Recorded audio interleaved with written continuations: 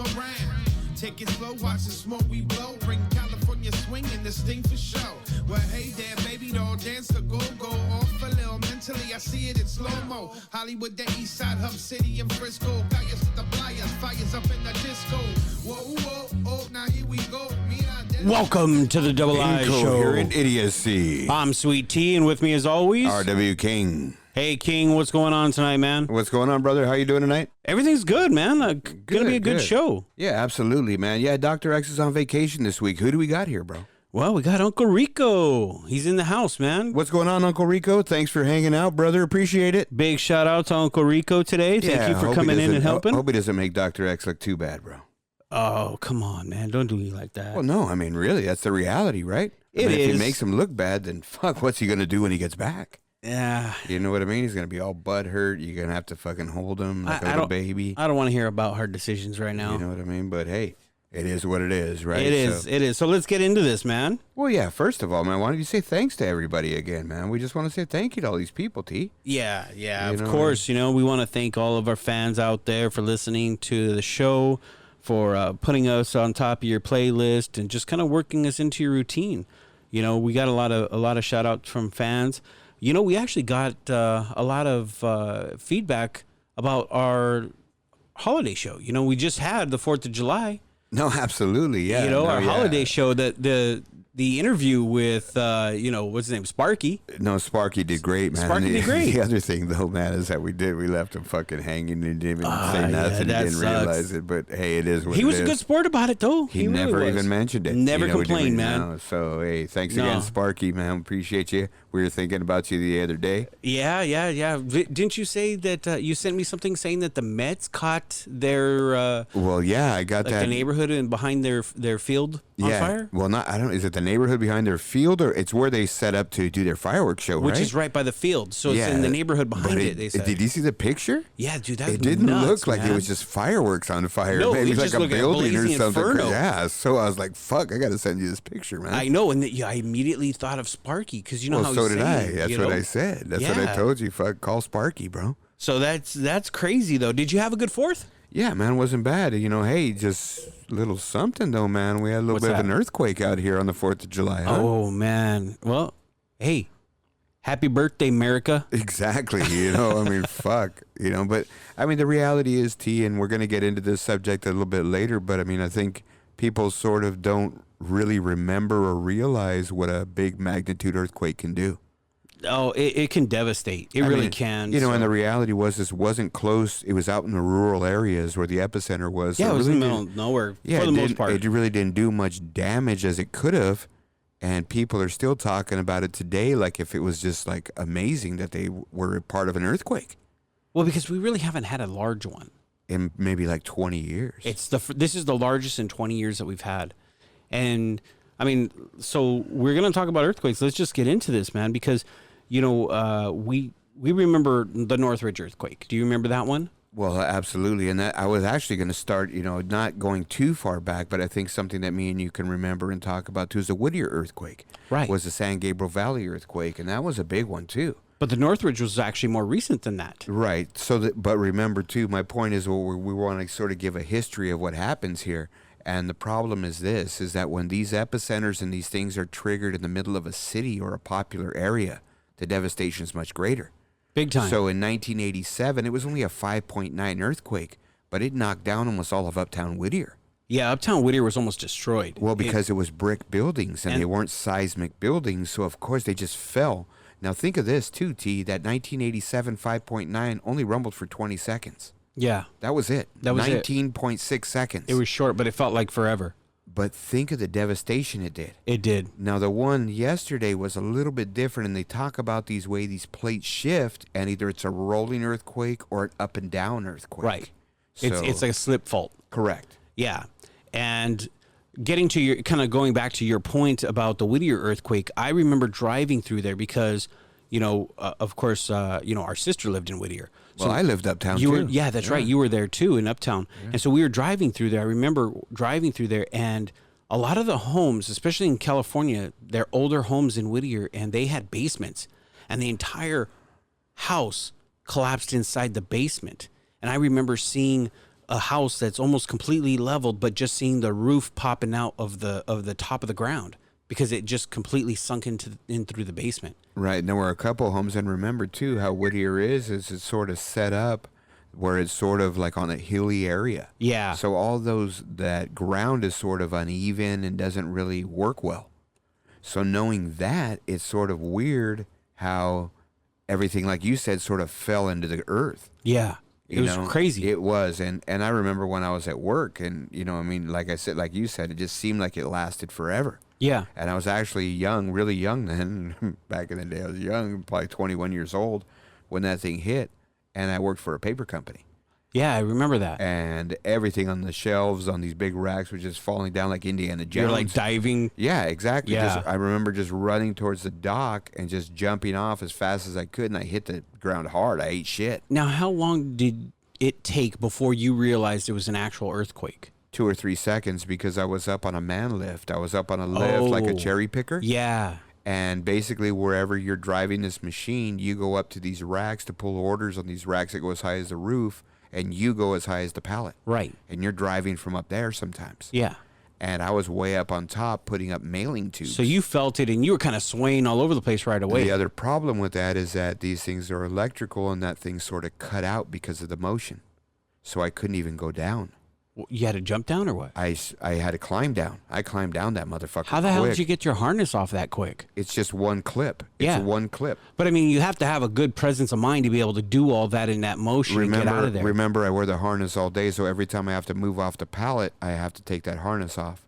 So it's one clip. You know, it's a belt. It wasn't a harness. It was a belt. It was a belt back in the day? Yeah.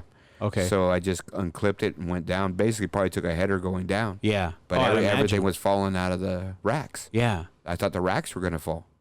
Yeah, no, I was still in school, because I was young enough. I mean, I was still in school. But that was the first earthquake I've actually remember going through. Well, I remember when I was young, a couple of them, but it was sort of fun, the bed moving and shit. You just don't realize what's going on and the magnitude of what happens when you're younger. But I think at that point, it was sort of at a point where, and I'm not sure about your age, but it hit you a bit more because it affected you more. Yeah. Your work shut down, everything else, what I mean? You're a member of society. How are you going to deal with it? There were people sleeping out in their front yards. Yeah, they were afraid to go inside. They were afraid to go inside because of all the aftershocks. Yeah, I remember. Remember all the aftershocks? I remember all my neighbors all lived out. I mean, they lived outside. They camped. They had tents. It was a tent city. Because they didn't know which one of these buildings was going to fall next. Right. They didn't understand exactly. And then we talk about it. So the one on yesterday was, how big was it? 6.4? It was a 6.4. Now, the Whittier quake was only a 5.9. Correct. Now, the Northridge was a 6.7. So was it that big? Yeah, it was only a little bit bigger than the one that just happened. So, but think about it, kind of to your point when you said, in a rural area versus a more heavily populated area. The Northridge earthquake, when that happened, I mean, whole entire bridges and freeway systems were completely destroyed. I don't know if you remember that. No, absolutely. But here's the thing, right? Is I always think this. And growing up in California, when the big one hits, and they talk about the big one all the time, and it's just a matter of time. Yeah. Because I had a good friend of mine who was a geologist. We called him the Rock Doc. But this guy used to say back in the day, guys, it's just a matter of time. It's a cycle. Yeah.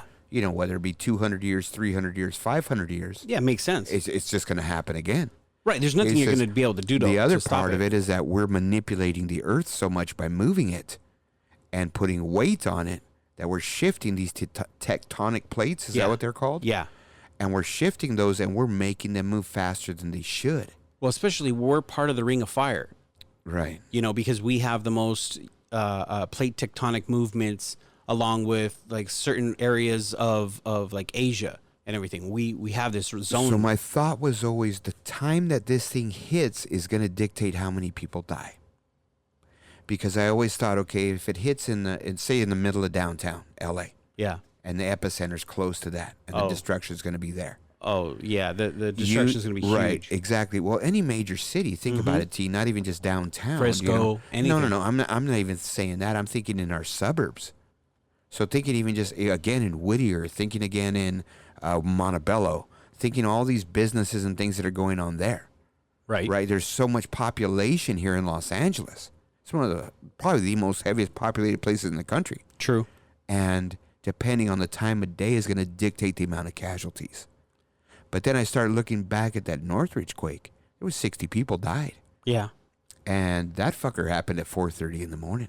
Yeah. So people really weren't even up. They weren't doing anything. There was very few people on the road. A lot of people died in their apartments because the apartments fell. Correct. You know, there was more than 9,000 people injured in the Northridge quake and 20,000 people displaced of their home. That's crazy, isn't it? That's nuts. And that was only a little bit larger than the one we just experienced the other day. But because of where it was centered, correct, that's what causes the issues. Correct. And that's sort of the point that I'm getting at a little bit, right? Is that the people don't realize what they felt yesterday was nothing. Yeah. Was nothing. No, I hardly felt it. Exactly. I think I remember reached out to you and I asked you. Yeah, when I called you, I asked you, hey, man, did you feel that? Oh, I felt something at the store, but fuck, I didn't even realize it. Yeah, I was out shopping. I thought there was something in one of my other rooms because I heard my shelving hit the wall. Yeah. So I was like, fuck, there's something in my laundry room. Yeah, like something, like an animal or something got in there, right? I had a possum go in there a fucking couple months ago. My dog went crazy for the fucker. So you thought he came back? Yeah, man. Yeah. You know what I mean? Because I have my screen door's a little fucked up, and those guys can get through there. You know what I mean? Well, but it was even if it's not fucked up, they can get through. Yeah, but I was thinking, fuck, man, it's a little early in the day. They usually come out at night. Yeah. So what's that noise? And I got up like, fuck, I can hear it. And then I stood in the doorway and it stopped. And I was like, what the fuck was that? Yeah. You know, and then that's when I was talking. Actually, I heard the neighbors talking. And I went out like, what the fuck's going on? And I went out there and I was like, did you feel that? Did you feel that? No. What the fuck happened? So then I looked and I went back in my place, changed the news, and there was an earthquake. You know, the funny thing, I was at the store, right? And I was hanging out at a hardware store, right? So I was at a hardware store because they had a bunch of killer sales. And I'm standing there and I could see all the packaging on the rack that I'm looking at start to move. And I thought maybe somebody on the other side of the rack was restocking or something. And then they started getting a little bit more. And I'm like, man, that guy's restocking kind of aggressive. He's shaking the whole damn thing. And then I take a look and I look around and everything. I can see all the blister packs and all this stuff just starting to move and sway. And then I kind of paused and tried to stay as still as I can. And then I could feel the ground moving. And I was like, oh, okay, we just had an earthquake. But it didn't feel like it was that bad. It didn't feel that strong. And then when I heard 6.4, I was kind of amazed. But to your point, you know, the fact that it was more in a rural area, that really made the world a difference. It's not just that, but I think my point too, T, was how everyone's talking about it today. Everyone's talking about this like this was a big earthquake. Well, it was a big earthquake. Not here. No, but in size, in magnitude, it actually was, though. But T, it was 200 miles from us. Correct. But people here are still talking like if it was a big one. That's my point. Now, they haven't felt that. Well, not in a very long time. Now here, and some people ever because they're new to California or you got kids that weren't around. Right. Like, so if you're 25 years old, you haven't felt that. You don't remember it. Right. Exactly. That's my point. Here's one of our listeners is on vacation in Bullhead, Arizona, right? And he hit us up. I don't know if you saw that, but he hit us up and asked us if we felt that earthquake. He felt it all the way in Bullhead. I couldn't believe it. You remember that? You remember the listener D-Day? Yeah. Okay, so he hit us up. He's on vacation right now for the 4th with his family over there in Bullhead, and he felt it. It's kind of crazy. Yeah, I didn't know that he would feel anything. Well, okay, now let me tell you what his quote was. He said he didn't know it was an earthquake. He thought he was about to pass out because he was so drunk. That's what I was going to say. Right. He's usually more drunk half the time. He stand up, he's all wobbly anyway. That's what he thought was going on until he realized, no, I'm okay right now. What the hell was that? It couldn't have been even that strong over there. I mean, it's a big quake. Don't get me wrong. But again, T, I mean, you felt the other ones just like me. Even that Northridge quake, those things don't roll. It sounds like a train hits the side of your house. Yeah. It just sounds like a big crash. Now, this one did cause some damage in the areas that are kind of closer to it. Of course, it's a huge earthquake. Yes. But my point is in magnitude, and even like we talked about with the one in Northridge or Whittier, it didn't cause even close to that kind of damage. Probably monetarily, it probably went up because those were so long ago. Right. And property values are higher. And everything costs more now. But it's sort of skewed that way. But if you think about it in magnitude as far as what damage there was or who got hurt, I haven't even heard anybody got hurt yet. Oh, okay. Have you heard it? No, I haven't. Right, and that's usually the first thing that comes out. Yeah. 60 people died in Northridge, bro. I did 8 people died in Whittier. But I did hear that, some people, and I did see it too on the news, that they live in like the trailer parks, right? And, those trailer parks, even though they're mobile homes, they're on like a foundation in a way, right? Well, they're on stilts. Yeah. And I saw them. They fell off their stilts. Oh, it's easy to. Actually, reality is you could probably push them off their stilts.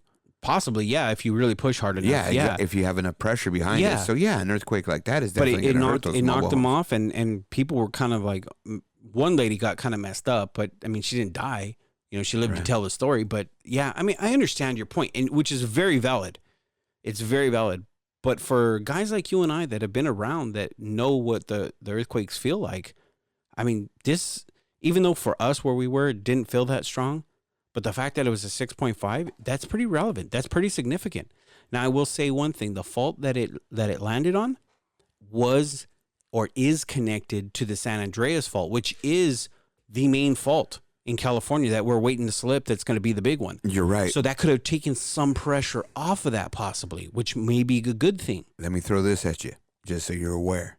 I want to say like 70% of all the faults touch the San Andreas. Oh, correct. Yeah. You know what I mean? Yeah, yeah. That thing drives more, everything. And probably more that we don't even know about. That's what the geologist guy used to tell me. Yeah. Because he said there's only like 6 main faults in California, but there's so many little small fault lines that are relevant, because it's like we talked about the San Gabriel fault line. Yeah. Look at that earthquake.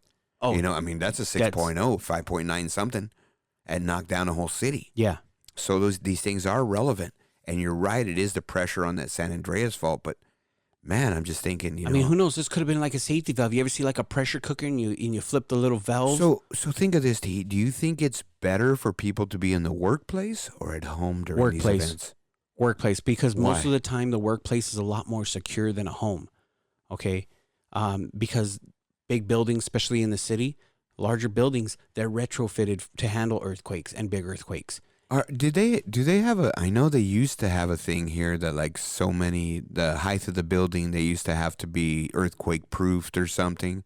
Yeah. And now has it changed? I haven't kept up with it. No, it hasn't changed. And as a matter of fact, they've gone back and they've retrofitted. They started passing all these aggressive laws that even though you may consider yourself a grandfathered in building, it doesn't matter. You have to retrofit to match the more modern day guidelines and everything, the safety standards.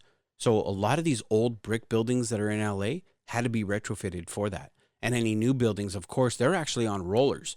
So when an earthquake happens, the whole damn building is like a roller skate. It kind of rolls on its foundation. So that all started in Japan. Right, it did. I mean, those guys... technology started over there because those guys just live earthquake over there, but they're on a volcano kind of. It's sort of like Mexico City. Yeah, yeah. Hey guys, good job, build your capital city in a fucking volcano. Volcano, right? Yeah, fuck, all right, good job. Now here's a weird fact is this just happened on the 4th of July, and since then they've had over 1,000 aftershocks on this earthquake that just happened.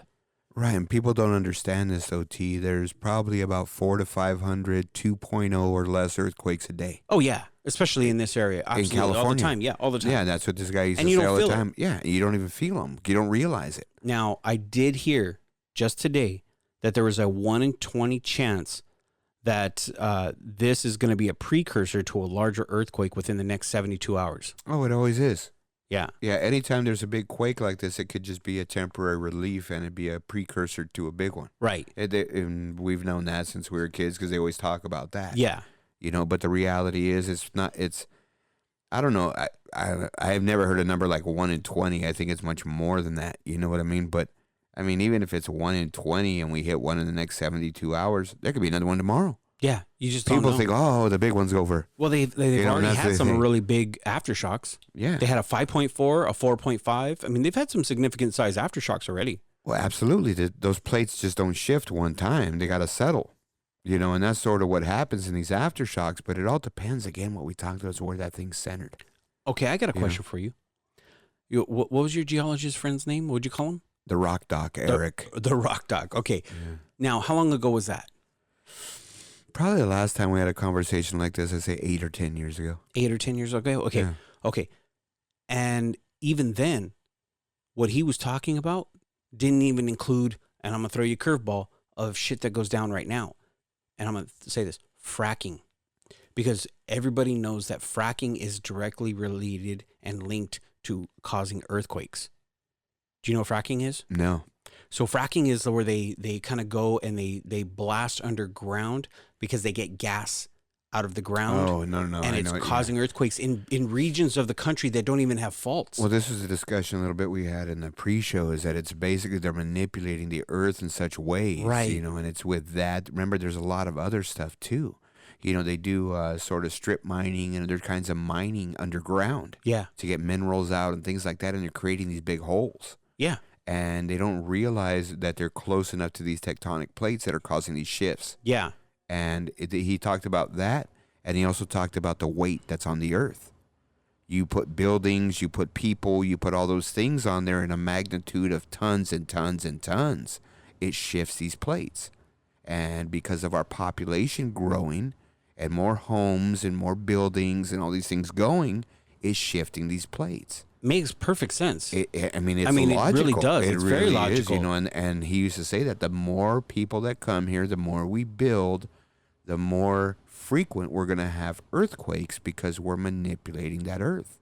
Yeah. And that really didn't make sense to me because we haven't had a big one in 20 years. So is this like a cycle where we don't have it for 20 years, then we have a couple years in a row?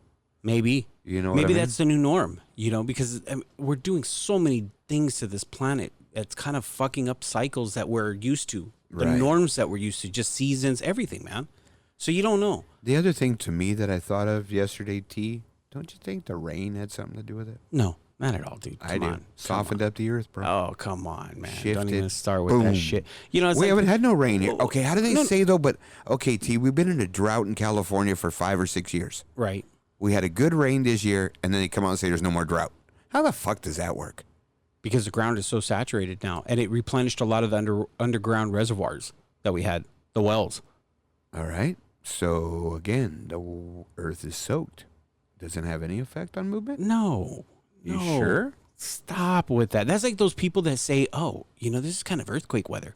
Because, you know, here in California, sometimes we'll have like an overcast, kind of gloomy day, and then the next day it's super hot. Oh, I don't. And then people. I don't think the weather drives. No, I know that, but people. I'm just make thinking that about. comment. We just talked about weight on it. How much weight do you think there is in water? Yeah, but what is it? 75% of the earth is covered in water. You know, so I doubt that really has any effect on it, because a lot of these happen underwater too, in the middle of the ocean. So I doubt that any of that has anything to do with it. So I got a question for you there, King. Mm-hmm. Are you prepared? Well, let me go back because I just thank you, Uncle Rico. That was pretty good. He just shot this to me over here on my screen, bro. It says heavy rain can trigger earthquakes.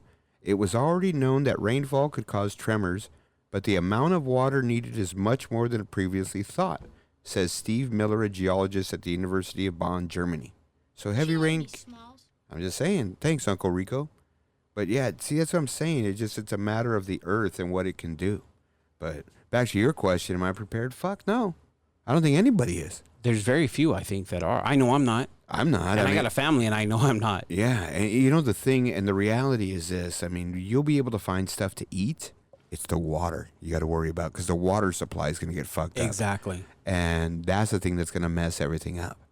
You know, I used to make fun of people that used to have the 50-gallon barrels and shit in their fucking garage, but the reality is they're smart. Now you're kind of double guessing that whole making fun of them, right? You're like, well, no, but okay, think about somebody like myself who lives in a smaller apartment, whatever else. How am I going to be able to store shit like that? That's going to last me a couple weeks. Well, it's going to be hard. I mean? Yeah. It's going to be really hard, you know? That's what I'm saying. You know what I mean? So people aren't really keened into that. And plus, I think we're in such a convenient society that people aren't even giving it a thought. I think they probably call Uber. You get some fucking water or Uber something Eats. and they needed something. You know what I mean? How come my app's not working, bruh? Yeah, exactly. Because your phone isn't working because the cell phone towers are down. But reality is the cell phone towers are just a conduit.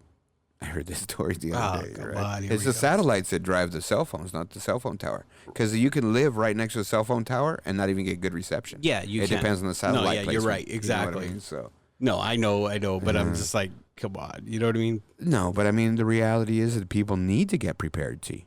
They really do. You know, and especially, like you said, people with families, because you're not going to realize what's going to happen, even go 2 days without water. Yeah. What are you gonna do? Well, and here's the thing. Okay, you got a dog, Yeah. right? And you got a dog that drinks a ton of water because Yeah. he needs to, because he needs to stay hydrated, Yeah. right?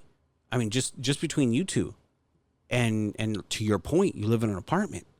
Where are you gonna store that shit? Well, you know what I'm gonna store is last longer than water. Is I'll have about 50 cases of Coke, and What about him? well, okay. At all points, this guy has at least 8 to 10 gallons of water at my house. Okay. Which is at least 20 days. Well, at of least you water. have something then. And if I know that there's a short supply, I'm definitely gonna ration the fool. Right. You know what I mean? So I'm gonna get 40 or 50 days out of it, and I'll be able to drive somewhere to fucking steal some water or something in 40 or 50 days. Be like Mad Max style. Yeah, fuck yeah. You know, end of Looking days for and water, shit. bro. Yeah, fuck yeah. Exactly, right? What was the other one? I was watching that the other day, T, when you said that right now, and I was thinking about that dude that had the exhaust pipes coming out of his face. Yeah. What the fuck was that? That's when I flipped it on. They were showing that dude, and I was like, Oh, you what came the in right at fuck that is scene, that, huh? dude? Yeah, where they swung Mad Max around on the front of that fucking car or whatever it was, and he's all stretched out. Like Yeah, they're it was gonna kind of ram him. weird, man. It was a weird movie. That was a weird movie.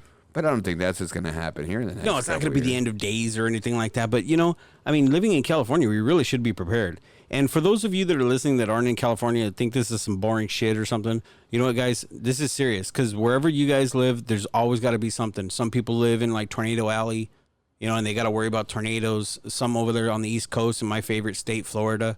Mad props, mad love to Florida, by the way. But over there, they get hurricanes, you know. So everywhere you live, you got something. And you know what? We didn't do this in the beginning, but I'm going to give a shout out to Michigan. I don't know if you recognize that, or King, you know, when you were looking at the stats recently on the show, but dude, Michigan outside of California is our biggest supporter. So, Yeah, Detroit, bro. So big props to Michigan for that support, man. Mad love to you guys, really. Thank you. Yeah, no, absolutely. But- we appreciate everybody. we do, too, we do, you know, we really. do. But yeah, I mean, Michigan's stepping up. Yeah, they're representing, and I love that. They're just bored as fuck out there, right? What? I mean, what's going on there right now? I mean, they love college football, and there's no college football going on right now. Yeah, that's all they got, huh? Yeah, they No. well, yeah, their NFL is the Detroit Lions, dog. Okay, I'm not even going to get into that. You know what I because, mean? But yeah, I'm just saying. I'll give you that one. The Red But Wings are getting better. Here's the thing, though, dude. Right, and just gonna close up the earthquake bit here and talk about it a little bit more. But the reality is, right? I mean, we need to understand what's in front of us here, and people need to wake up. You know that there are going to be these events, and all they have to do is Google this shit and see the destruction that happened when these things were hit, and the epicenters were in non-rural areas. Yeah. And like you said, to your point, even yourself, myself, we need to prepare for these things. And you want to know something? My son is a prepper. Yeah, I know he talked to you about it. You know, he I he helped called him out you. with a Yeah, couple things, you know what I exactly, mean? because you know a lot about some of the tactical stuff, and he's putting together a tack bag for like a bug out bag. Yeah. And so he asked you for some advice on some of the stuff because you used to sell that type of stuff. Right. You had a business with that. So he's like, Uncle, can you help me? And you No, gave him some good advice. Absolutely, man. And the thing too is you got to remember, you think people doing those things are a little bit out of bounds, but the reality is they're sort of the smart ones. Right. Because when all this shit goes down, there's going to be some lawlessness. There's going to be some shit you got to take care of. And, there's got to be ways like we've talked about in other shows to protect yourselves. You know, it's funny. He's only 17, and he's been thinking like this for years. And that's a good thing, man. You know what I mean? And let's go back to it, T, even, whatever else. And we're talking about earthquake here. But, the reality is in any situation that you're thinking to prepare for any kind of, I don't even want to use the term, but I'm going to use the term doom. Because a big earthquake like that in a major city can cause some doom. Oh, yeah. And these situations, whether it be war, terroristic event, natural disaster, we have to prepare for them. And someone like your son in an event, and I'm going to throw a little example out and how it sort of turned good. A lot of kids maybe who were in their teens during the big Walking Dead zombie apocalypse shit. Yeah. Everyone was on that kick, right? Yeah. I'm well, getting ready he's for one this. of them. But now it's going to carry over to him, and it's going to help him as an adult. Yeah. Because you can say what you want to say, but he's thinking way better than 90% of the adults in Los Angeles. True. Because he's thinking about preparing. And we're not. And we're not at all. And we're not. You know what it is? We're just going right about our days. And we're doing whatever the fuck we want. You're sitting at work today. Oh, did you feel that? Oh, I got so dizzy. Oh, I got this. I got that. But it never changes. It doesn't change. It doesn't change your attitude. It doesn't change your behavior. It doesn't change shit. And that's the problem, T, is that this big one is going to hit. And I'm not going to be the first one to say I'm going to be ready, because I probably won't. You probably won't. And neither will you. It's just the way we are. Our society's driven. I got to start getting prepared. I know I do. Yeah, I mean, and that probably means that I'm going to have to make one for you and your dog too. Well, at least get a barrel of water for him, bro. Yeah, you know what I mean. That way you guys can come stay with us, and we're all covered. Yeah, exactly. You can build a bunker in your new place. Oh, that sounds good. Yeah. Hey, you could buy one of those tubes for like $20,000 and bury it underground. Buried underground. I know. You just got to get all the shit though, all the oxygen shit. But my new place has an HOA, so I got to get approval. Yeah, that'll go over well. That's a story for another day. Yeah, exactly, man. So what do we got next, T? All right, so we got the man's corner. All right, little man's corner for you, man. So what do you got today? What are we gonna hit on today? This one's kind of hard hitting. This is actually gonna be something that I know a lot of guys are gonna like, because a lot of guys ask for this type of topic stuff. So and sometimes we try not to do every show like it, but this one is gonna be on threesomes. I love it.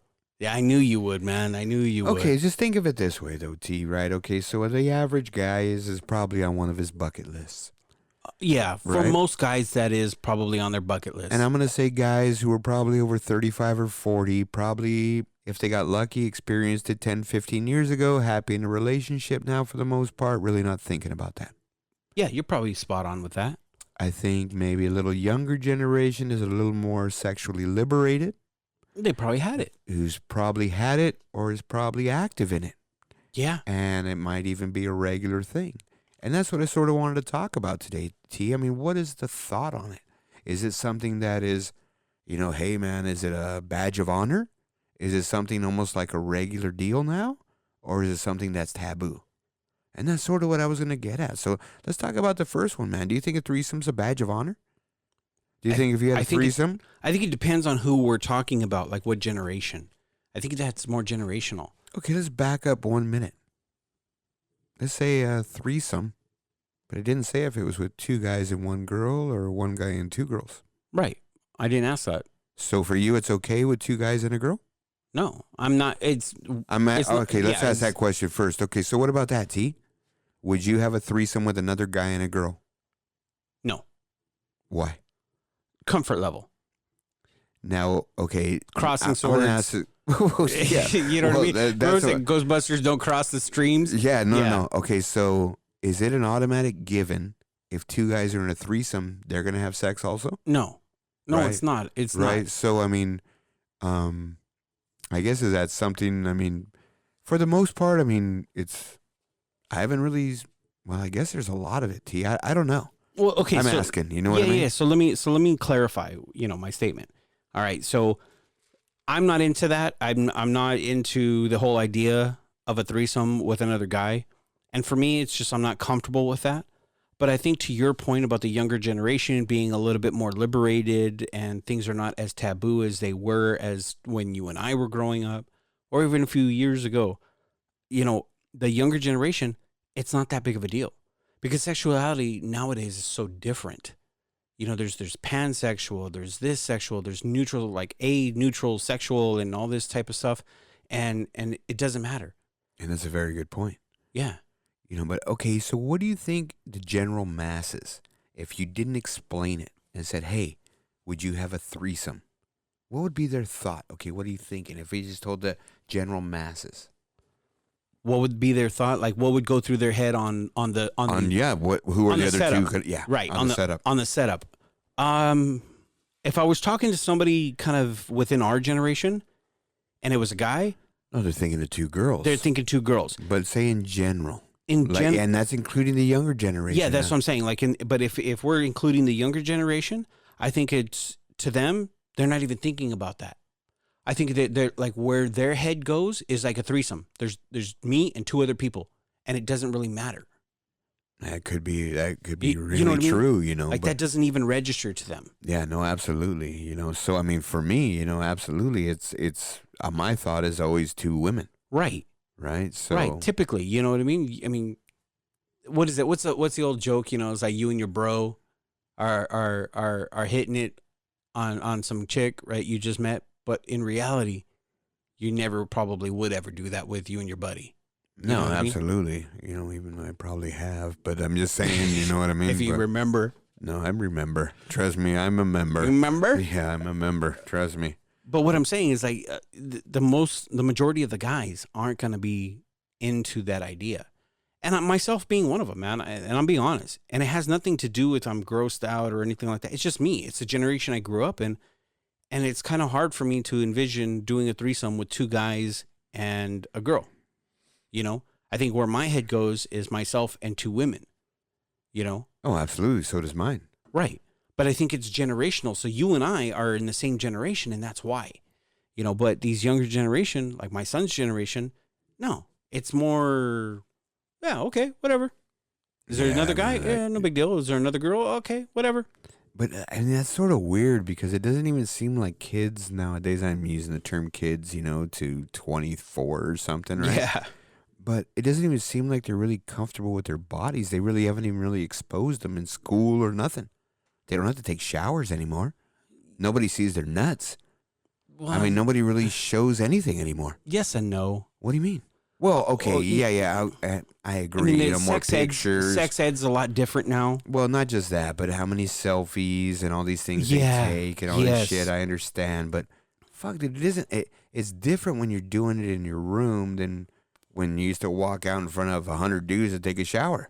Right, but how You did know you what I mean? feel about that? Like I at didn't give a first, shit. when you first started doing that, Well, remember, okay, you got to. hats off to Mr. Shank, dog. Oh, dude, All don't right. even get. He's probably dead by now. Oh, Mr. Shank, dog. That was our first PE teacher. You had him about 3-4 years after me, I right? did, dude. That dude was crazy. He was our PE teacher in 7th grade. All I remember is he told us, you guys, this is going to be part of it. You're going to have to take a shower. If anybody makes fun of anybody's dick, you're going to get in trouble. You're not going to be allowed to take a shower or be in my PE class. Because when it comes down to it, guys, you're all going to be able to make a baby.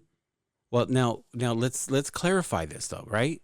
But Let's- then you'd have like the guys who didn't even want to take their underwear off. Right, And no, they're but let's in the clarify. shower with their underwear Wait a on minute. and shit, Well, crying. wait a minute. Let's clarify this though, okay? Huh. Mr. Shank was not an ex-one, but he was a current Marine at the time. Correct. He was in the military, Yeah. and he ran everything like a fucking boot camp. But that was a normal back in the No, day. that was You know what I mean? perfectly normal. Yeah, then. you in the 7th grade, you were going to start taking showers. Right. That's it. Yeah. You didn't have a choice. Now, You're not here's- going to go back into your class all smelly, Now let me ask getting you jock something. itch all 'cause over the place. I don't think I've ever asked you this about Mr. Shank.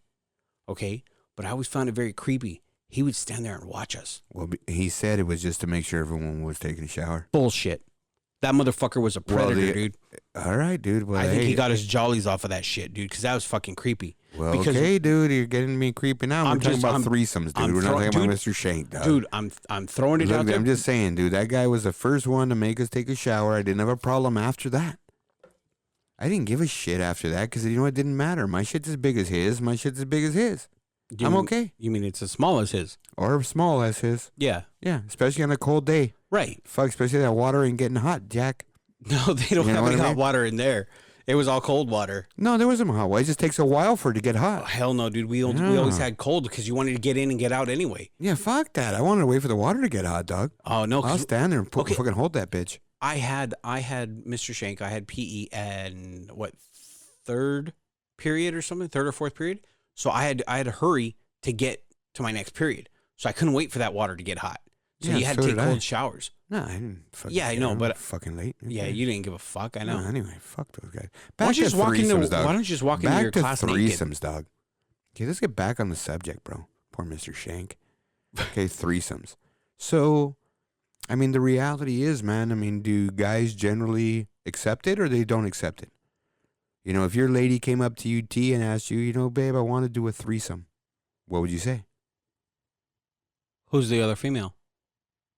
Oh, it's not a female, it's another guy. Pass. I really want to do it. Should have done it before we got married. Then. Oh, okay. I mean, Yeah, I mean, well, I mean, yeah, no, I understand you're cut and dry about it, but I mean, if she wants something like that, I mean, isn't there? I mean, you always talk about the discussions and meeting halfway. yeah. Why wasn't there any of that there? No, because you know what? When it comes to sexuality, when it comes to your partner, and it comes to something as intimate as that, both parties have to be very comfortable. And if one isn't comfortable, then the other one has to acknowledge that and respect that.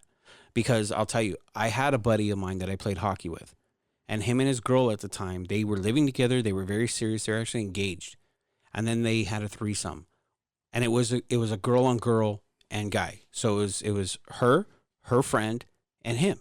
And she left him for her. No, dude. Oh, fuck. No. I was thinking His that already. I girl was getting got excited. super jealous about it afterwards. Like, she got weirded out about it, got upset about it, and left him.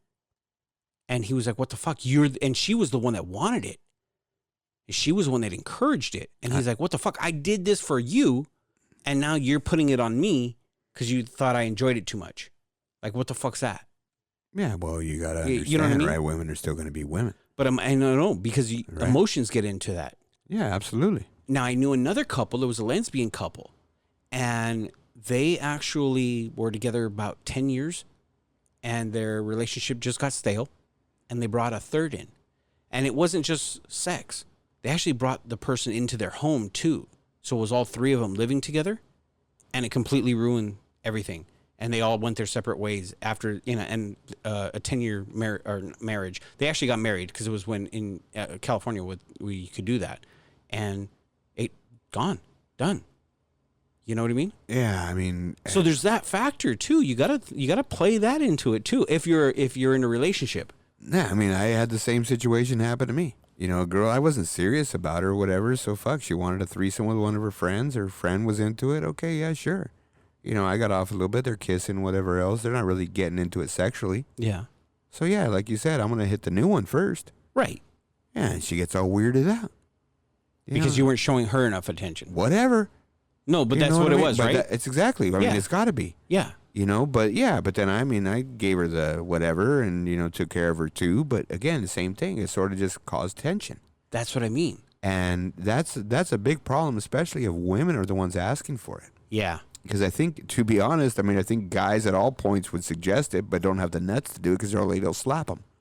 No. You know what I mean? Yeah, yeah. So then you got the ones that are asking them to do it, and then you said probably almost like a 50-50 clip if you're going to survive that thing or not. And that's my point. If I think, to be honest with you, if you're a guy and you're listening to this, man, and you haven't had a threesome yet, and you want to have a threesome, it's best that you're single. And you find, other partners that are willing to do this because it's not going to break up a relationship. Look, let's be honest, T. The easiest way to do anything like this is just pay for it. Right. You got to pick who you want. But that's what I'm saying, because you're They're not going to ruin like your relationship. Known you for 10 years.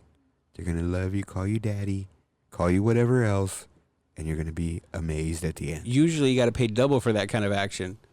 That's right, Cotton. Cotton. All right, I'm just saying. Yeah. But the reality is, man, I mean, if guys, and some of these guys have this shit on their bucket list. Oh, yeah. You got a bucket list, T? You got a sexual bucket list? I do. Do you? Yeah, I do. What's still out there on that sexual bucket list? Because I only got one thing hanging on mine. I've done a lot of shit. Yeah. I've been a little crazy, too. I got a few still on there, man. You ever fuck a midget? Okay, that's for another time, dog. Anyways. But yeah, so, I mean, like mine is, and I always wanted that. I put on that list, and I had an actual list, man. Right. And mine was, 2 women, 3 women, and 4 women. Right. To be honest, T, after 2 women, there's just not enough for you to go around. Right. You can't handle that. You can't. There's nobody that can. And that's the thing, too. I mean, if you maybe can. Zoltan or Zoltar or whatever. What's that dude's name? That movie you like with Adam Sandler? Oh, fuck. The Zohan. Zohan. There you go. Maybe dude. Zohan can. Yeah, fuck yeah, dude. He does push-ups with his dick and stuff. Right. Yeah, no, Zohan could. Yeah, but no, absolutely, dude. But, I mean, for me, I always think that. But the last thing on my bucket list is a threesome, but a mother and a daughter. What the fuck does that mean? It means that I want to fuck a mother and a daughter together. But I think, to me, this list was made many years ago. Yeah. Right? And the more I keep thinking about it, I sort of would get a little weirded out.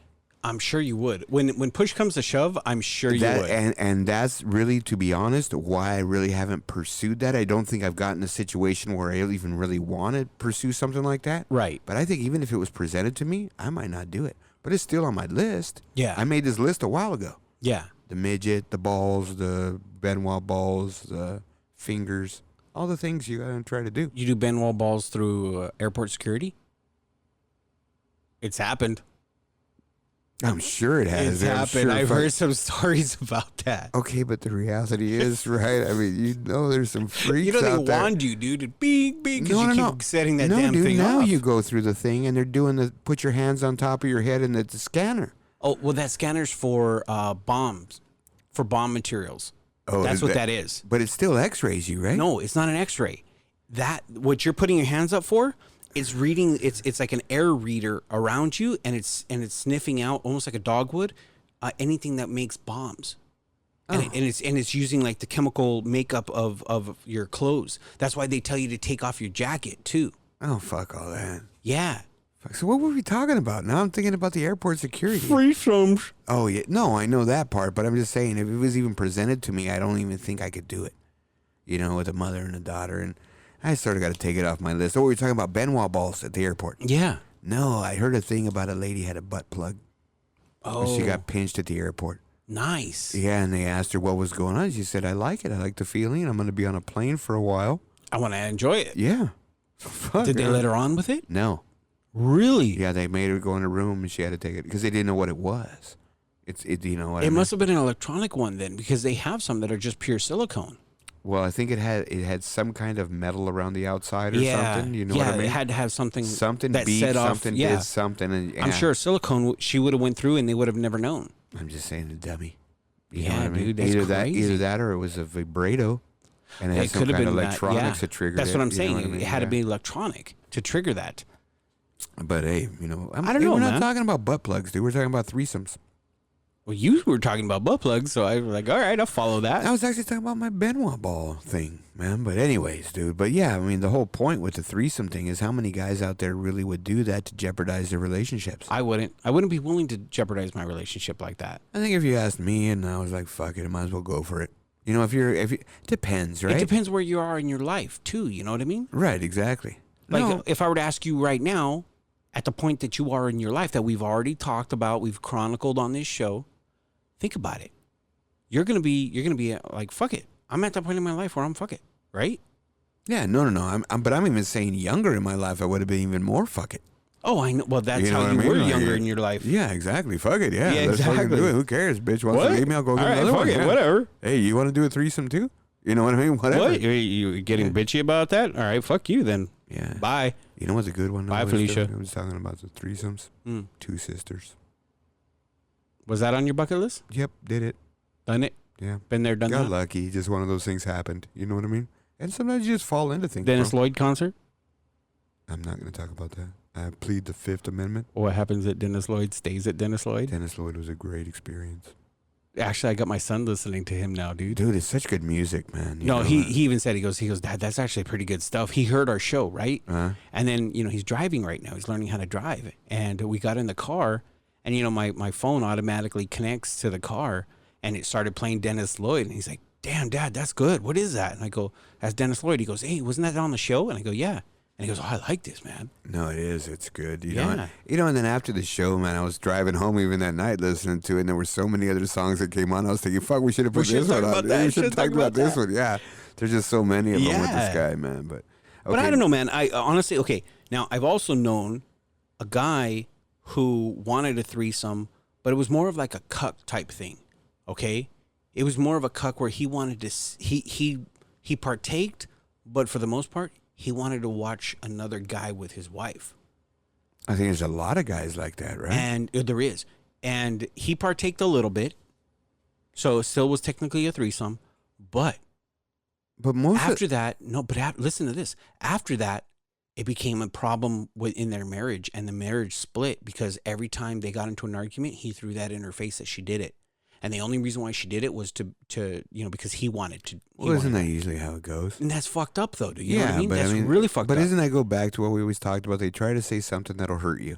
Yeah, exactly. And when They're people get trying in a to relationship, purposely they hurt you. and there's no need for it, really. I mean, but the reality is, just be honest. Hey, look, man, you know what? I'm not digging it anymore. Either stop talking about this shit or don't bring it up anymore. We're done with it, and we're not going to even talk about it. It's in the past. Yeah, I just didn't like it. I don't like the memory of it. I don't like what happened. Let's just move on. And you should get the hint. Right. You shouldn't be like, hey, babe, you sure you don't want to reconsider a threesome with your friend again? Yeah. You know, it's just going to get her pissed off. She's going to kick you in the dick. And it's not worth it, is it? I mean, you tell me. Do you think it's worth it? Is it worth risking that? Again, it depends. Again. It depends. It really does. It depends. I don't know what everybody's situation listening to this is. Right. Maybe you guys want that out. Maybe that is their out. Maybe that's they're looking the plan. for it out. Yeah, that's their plan on an out. I remember, in relationships, T, and with girls, there were times I didn't want to do shit, and I planted fights and did those things so I didn't have to talk to them for a few days. Give me a little breather. Yeah. You know what I mean? Shit, I think everybody's done that at one point or another. So, maybe it's the way out. Yeah, this is just a next level out. You're trying to fucking appease this woman. She wants to have a threesome. She's saying you're not doing the thing sexually. I want you to do what she wants. Then she fucking gags you on that one. It's like, what, fuck this shit. All right, let me throw this out at you real quick. All right. Before we wrap this shit up.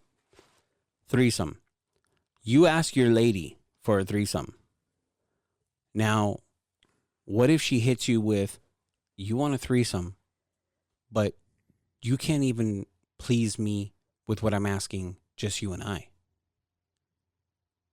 What kind of shit is that? Like, what's your comeback to something like that? What do you do? How do you react? Well, the first thing I'd say is, why are you telling me that now? No, maybe she's been telling you this shit.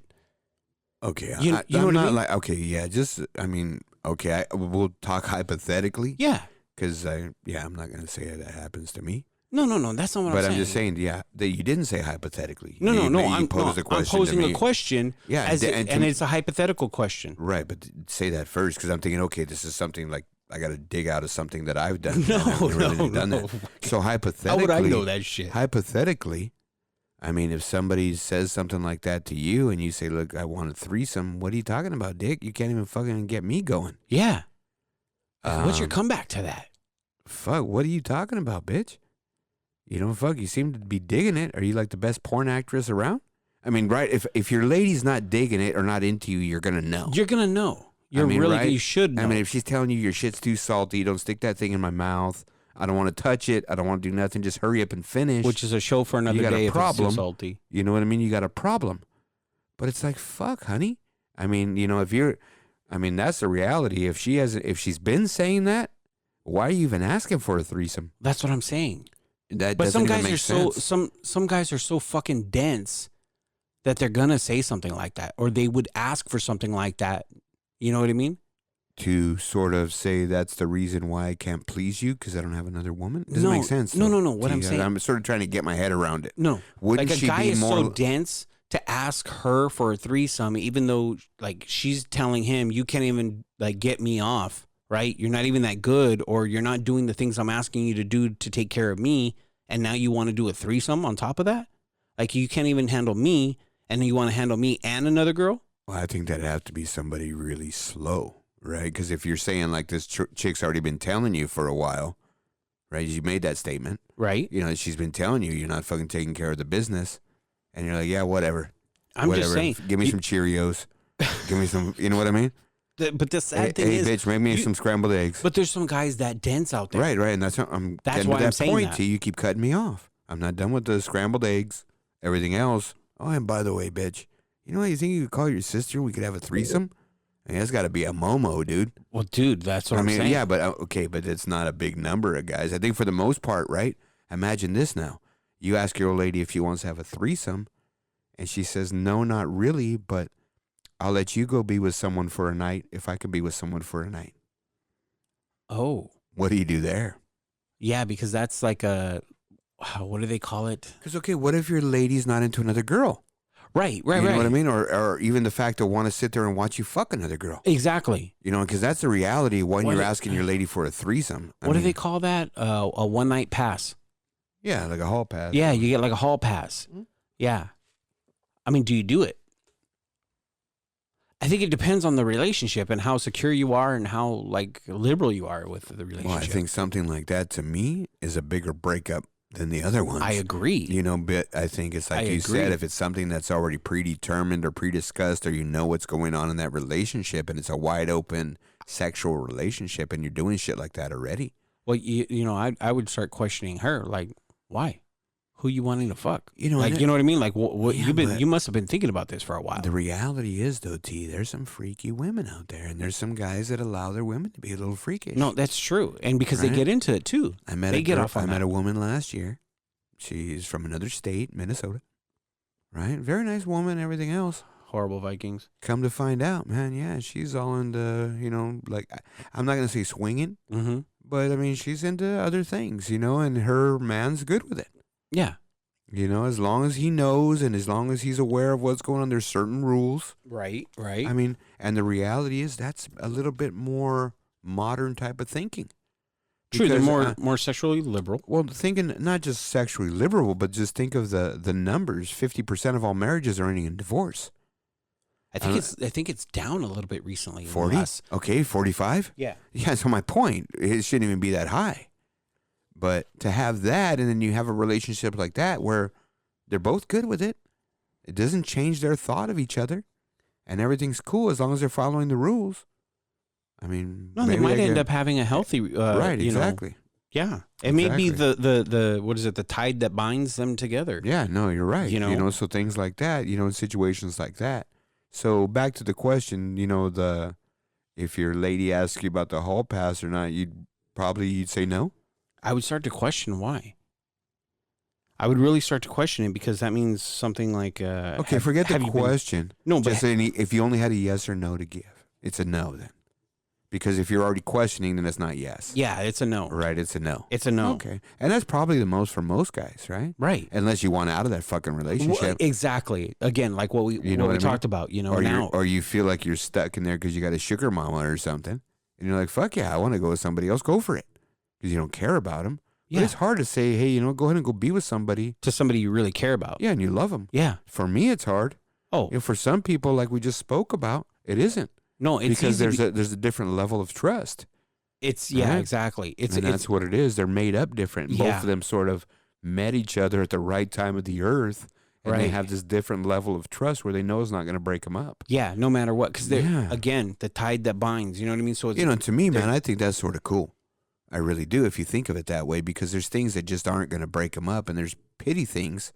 I mean, like we talked about this the other day, T, in our last episode or the one before. What breaks up people? yeah, Finances, infidelity, all these things, right? yeah, So you take infidelity out of the question because you're both allowing it under certain terms. under certain terms.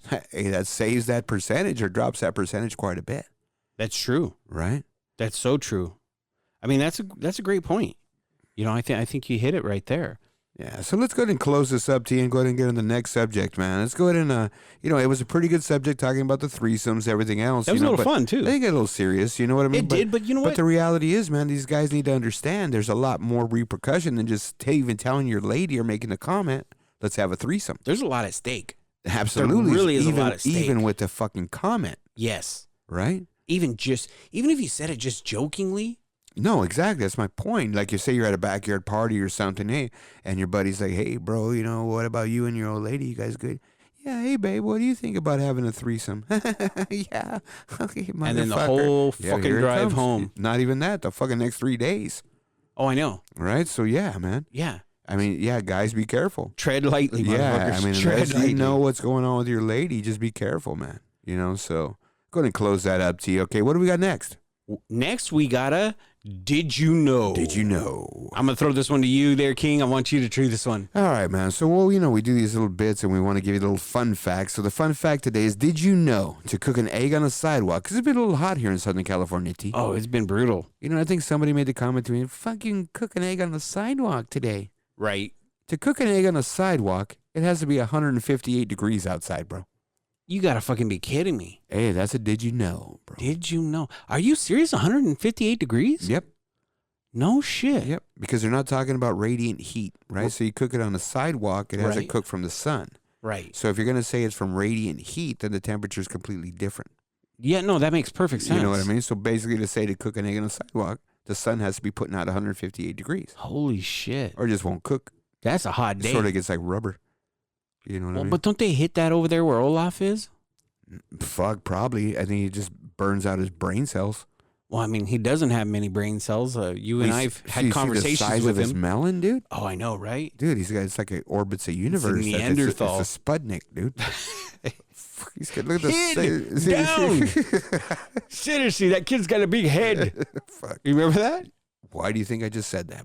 Why are you asking me if I remember that? I'm not asking you. I'm asking the listeners right oh, now. Fuck. No, they don't remember it. Come on. If you get that fucking reference, you the man right there. They don't know it, dog. They don't know it, man. All right, King. All right. Let's go into some sports. All right, man. So we're going to talk about some NFL today. I'm going to let you roll. NBA. I'm going to let you roll with the NFL, man. Because listen, we haven't done NFL in a while. Well, okay. There's still not much. There really isn't, I mean? but there's enough for isn't. you to be able to talk about it. No, there really isn't. We're just going to touch a little bit on a couple things that we're going to talk about, and then we're going to talk a little bit of fantasy coming up.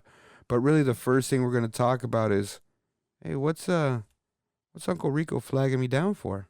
I don't know. Oh, there man. you go. Hey, thanks, Uncle Rico.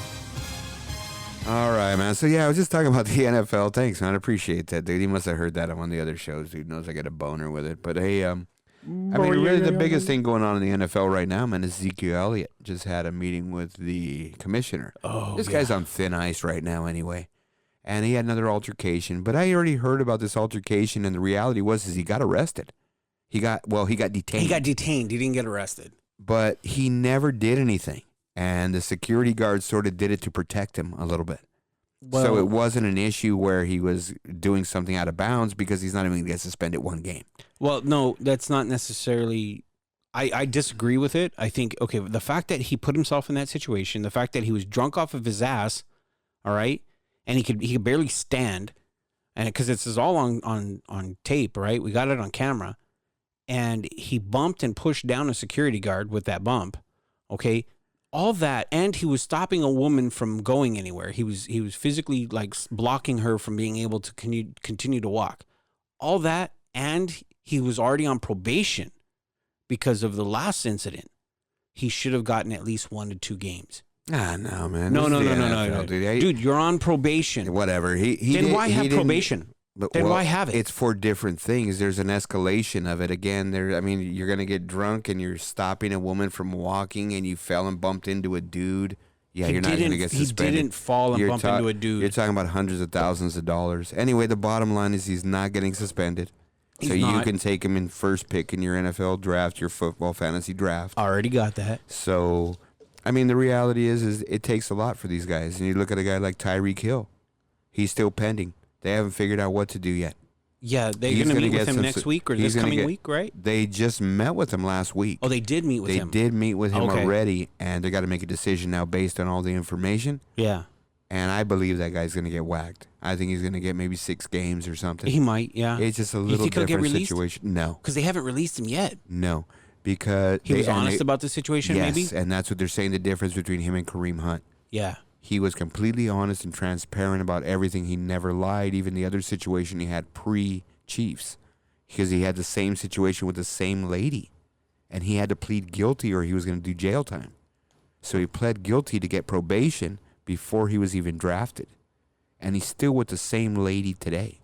Well, yeah, that's who he had the altercation again with. Right, and it's constant. And his kid. And this is what we talk about, T. There's something going on in that home that they got to fix, and this guy's got to be fucking smart enough to get the fuck out. Well, that's just it, man. You know? I mean, there's just some couples that just don't work. They don't work together. Whatever what I mean? It is, the it's situation like the just doesn't thing. Work. You just got to be able to get out of that situation. You know, my thing them. is this. You know, I mean, if you're going to get in a physical relationship like that, there's no need for it. Just get out. Just get out. You know, so at some point, especially with you, when your job is looking at you and your job as an NFL player is telling you any domestic violence, you're going to lose hundreds of thousands of dollars, and you can't control that. Or millions. Get out of the situation. Yeah. Get out of the situation. I mean, what the fuck? Are you that stupid? Yes. And that's what it seems like is happening. Yes. So the reality is, you know, the thing with Tyreek Hill, we're still waiting to see. You know, and we're going to touch a little bit now on some fantasy football, T. So we Okay. got fantasy football coming up, and what we're going to talk about is just a little bit of. We have our special show coming up not next episode, but the episode after that. It's going to drop.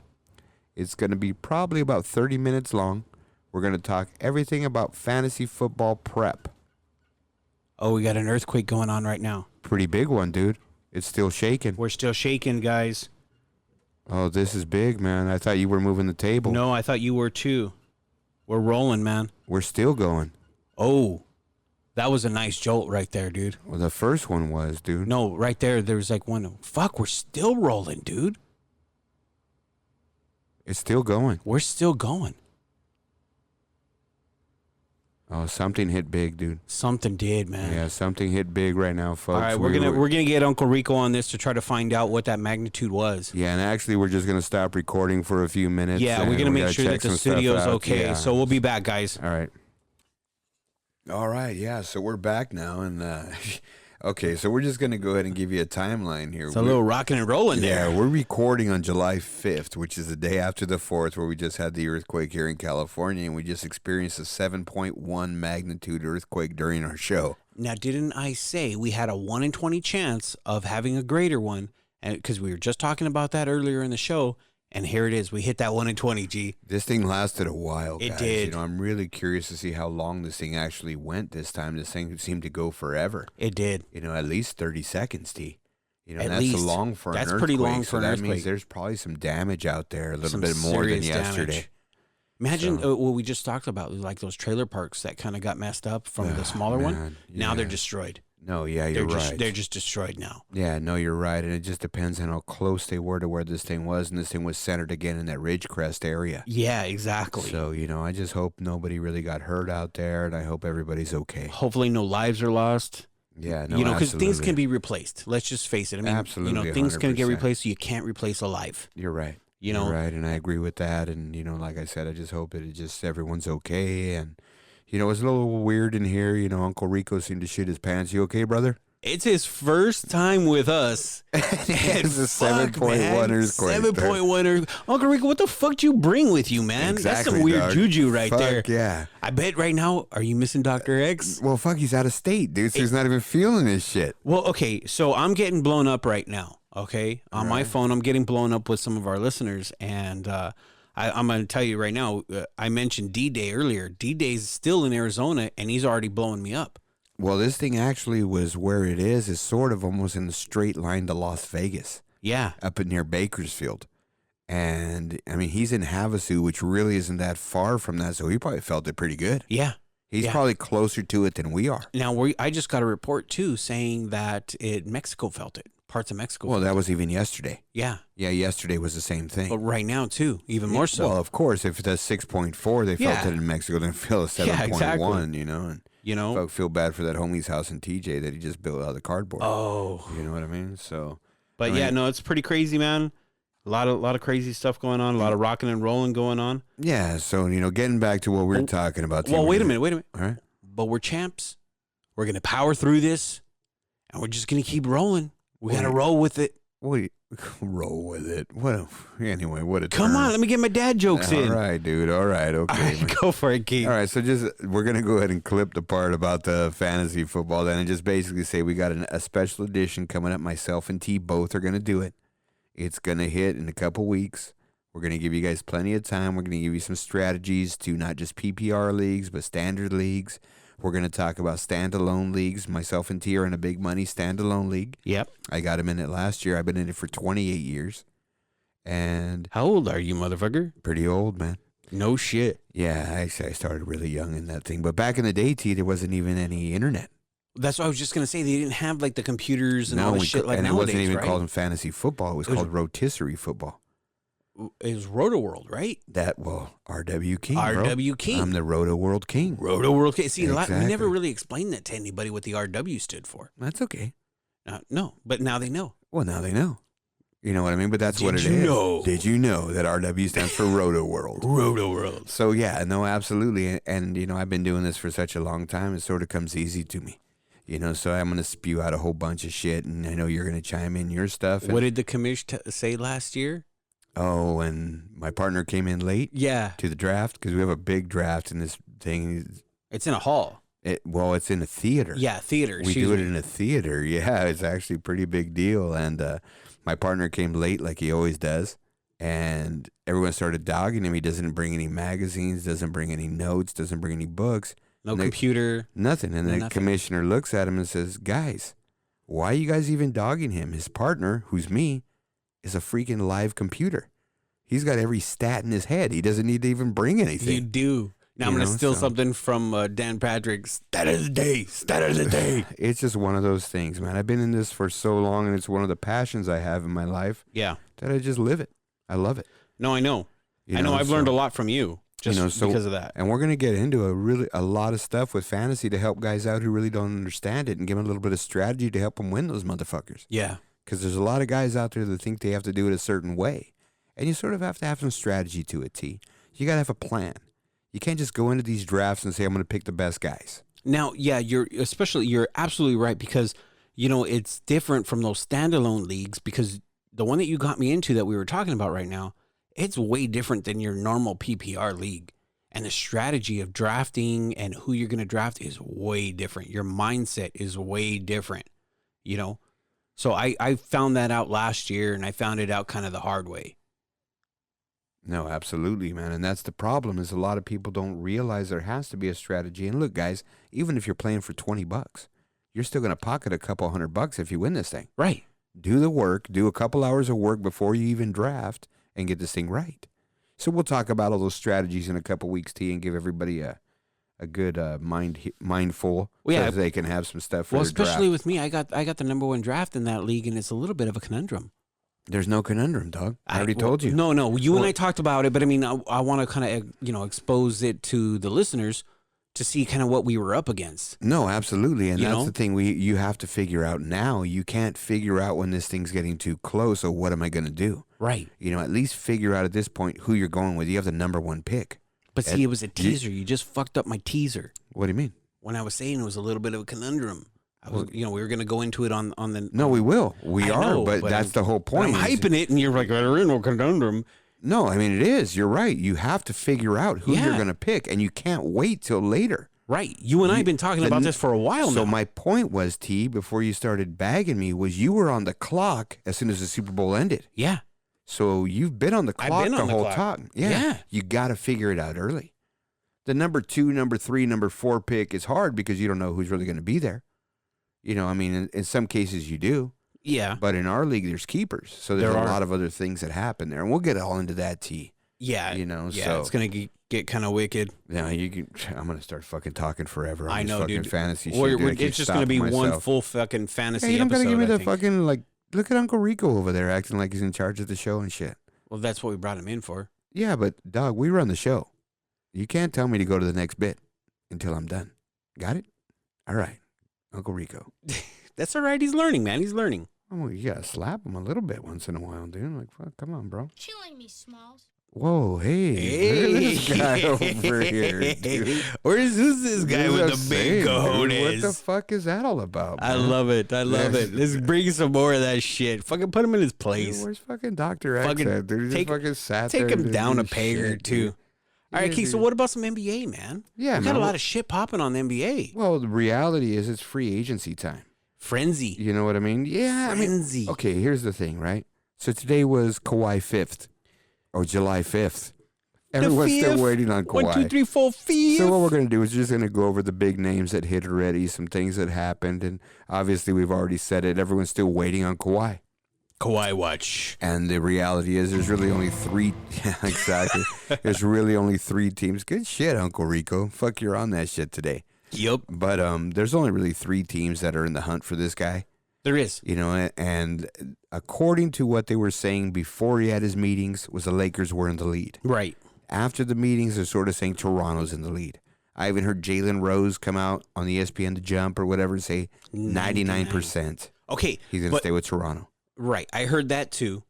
But then I also heard Chris Carter, who is friends with him and his family. Like, they're close. They're boys. And Chris Carter's coming out and saying Lakers. Right. But he's saying the reason is because the Raptors only want to give him a 1 or 2 year deal. Yeah. And he's saying, no, I don't want any 1 or 2 year deals. He wants a long term. Correct. And they're saying, well, we don't 5 or really know 6, what the right? fuck you're going to do or whatever else. Yeah. And so you know that when he went to his meetings, one of the things that his camp put out was tell everybody what happened at our meeting at your own risk. Leak at your own risk. Yeah, I don't want you to leak anything that's said. So none of these teams have really said anything. But Except for fucking Magic. What I heard in the meeting and really what was discussed and what the selling point of the Lakers is we're all for giving you rest, just like Toronto. We got 3 guys now we want to do that to. Yeah. And we're going to be able to do that to keep you all fresh for the playoffs. And still win. And that was a big selling point to him. Now, we talked about Pelinka and how he's fucking up the cap and everything else. But here's the thing, and I read this today, T, is that if there's some kind of moratorium or some date set that if Kawhi doesn't sign by a certain date, it could free up another $11 million to sign him. It's at the end of the month. So when they hit the end of July, if he hasn't made a decision. And they're saying, though, that That's Kawhi crazy. delaying this is actually helping the Lakers when it comes to cap. Right. So this is fucking great. This kind of plays out well. No, it does. You're right. And the other thing that we talked about is like, how the fuck if they only got $31 million, how are they going to pay Kawhi and pay for anybody else? But I didn't realize how the cap works. Anybody on a veteran minimum doesn't count against the cap. Yes, exactly. So it's those mid-level exception guys that they want. Right. And they'll pay them a couple $1 million or 2.8, whatever the minimum is, and it doesn't count against the cap. Now let me throw you a little curveball here. We got a guy that may be in play, but now the team that was supposedly going to be releasing him or buying him out of the contract, now they're trying to shop him around instead. Who's that? Iguodala. Oh, well, no. It's not they were supposed to cut him. They just thought, in reality that was what was going to happen. Well, yeah, that's they what would I mean. buy out his contract Everybody thought in they'd just Memphis buy it because out. Memphis is sort of rebuilding and didn't want him. But here's the problem. That dickhead came out and said, I just want to fucking get released to go sign with the Lakers. Right. Okay, now there's value to him. Exactly. Now we're going to shop him. He's ours. They're not going to get any takers on him. They're not. They're not going to get You know, dick. and it's going to end up having to do the same thing. They're either going to have to sign him for the money that he wants or they're going to have to release him. Yeah. And I just feel at the end they're going to release They're him. going to release him no matter what. So let's get back into the free agency thing, T. So the other big name that really went anywhere was KD. KD, Clay, and Kyrie were the big names. The 3 big. Right? So KD got dissed by New York. New York had the first shot at him. Mm-hmm. They fucked it up again, and they lowballed him because they said they don't know how he's going to be when he gets back. Wait a minute. If you're New York, are you that stupid? Yes. Yes. No, I think it was a rhetorical question. But the reality is, yes, they are. Yes, exactly. Because we've talked about that. This guy's just so fucked up, this owner. If Golden State was willing to go ahead and give him the max contract that they can give him, and they've seen all his medical, they know what the hell's going on with him, and they're willing to go all in, don't you think fucking New York should say, yeah, we're willing to too? Right? I don't know what the fuck they were thinking. They have nothing, nobody at all on their fucking shit, dude. Nobody on their team that could even bring people in. I don't care if Kevin Durant had one leg. I'm offering him the most I could. Who is their big signing now? Fuck, I don't even know, dude. Fuck, I forget who it is. Yeah, Portis or one of these guys. They signed like a couple mid-level guys. Yeah, they're just mid-level dudes, and those were their big signings. So Kyrie teamed up with KD in Brooklyn. Right. So I think that's going to be a match. Also, now here's the thing. So they went to Brooklyn, both expecting to get the max, and they said, you know what, we need another player. KD's boy, DeAndre Jordan, said, I want to come play with you, but free up some money, dog. So both of them took a pay cut to sign Jordan for 4 years for 40. Yeah, they took a haircut for that. Yeah, exactly. So they want to win over there. So they're not going to do it this year with Kyrie and Jordan. It'll be next year when KD comes back. Now, okay, let me throw something at you then. What do you think the dynamic of that team is going to look like? Because we know Kyrie trying to run a team, trying to be the leader of the team, doesn't work. Well, or at least it didn't in Boston. It depends on how they're running their system, T. Remember we talked about I'm talking clubhouse, a leadership. It's irrelevant because the reality is everyone's going to defer to him anyway. In Boston, they didn't defer to him because they did all that shit without him last year. So now you come in and you're trying to be the man and you're not even producing. You weren't even there last year. There's animosity. It's a whole different situation. But they made the playoffs this year without them. Doesn't matter. Their best player's not there anymore, so their team's different. I'm just saying. You know have what I mean? guy at the status of Kyrie. They're going to all defer to him. Even DeAndre Jordan. He's the guy running the team. He's getting paid to run the team. He's going to run the team. The dynamic that's going to be different is when KD comes back, because he's going to have to defer to KD because he knows KD at all points is a better scorer than him. So that's going to be when you're going to have to figure it out. This year coming up, Kyrie's going to be Kyrie, and he's going to be at MVP level. But that's what I'm saying. Right? When Durant comes back, what is that going to look like? But again, I think that's something we just got to wait and see. Of course. You don't know. But you got to pose the question now. Well, he worked You can think he about it. worked with LeBron, and they won a championship. But he didn't work with LeBron. No, he didn't work in the off court and the off season with LeBron. He worked on the court with him fine. But that's what nobody looks at. But that's what he did. Okay, but that's right? the problem. But there was a problem there too, T, because LeBron split and Cleveland was Kyrie's team.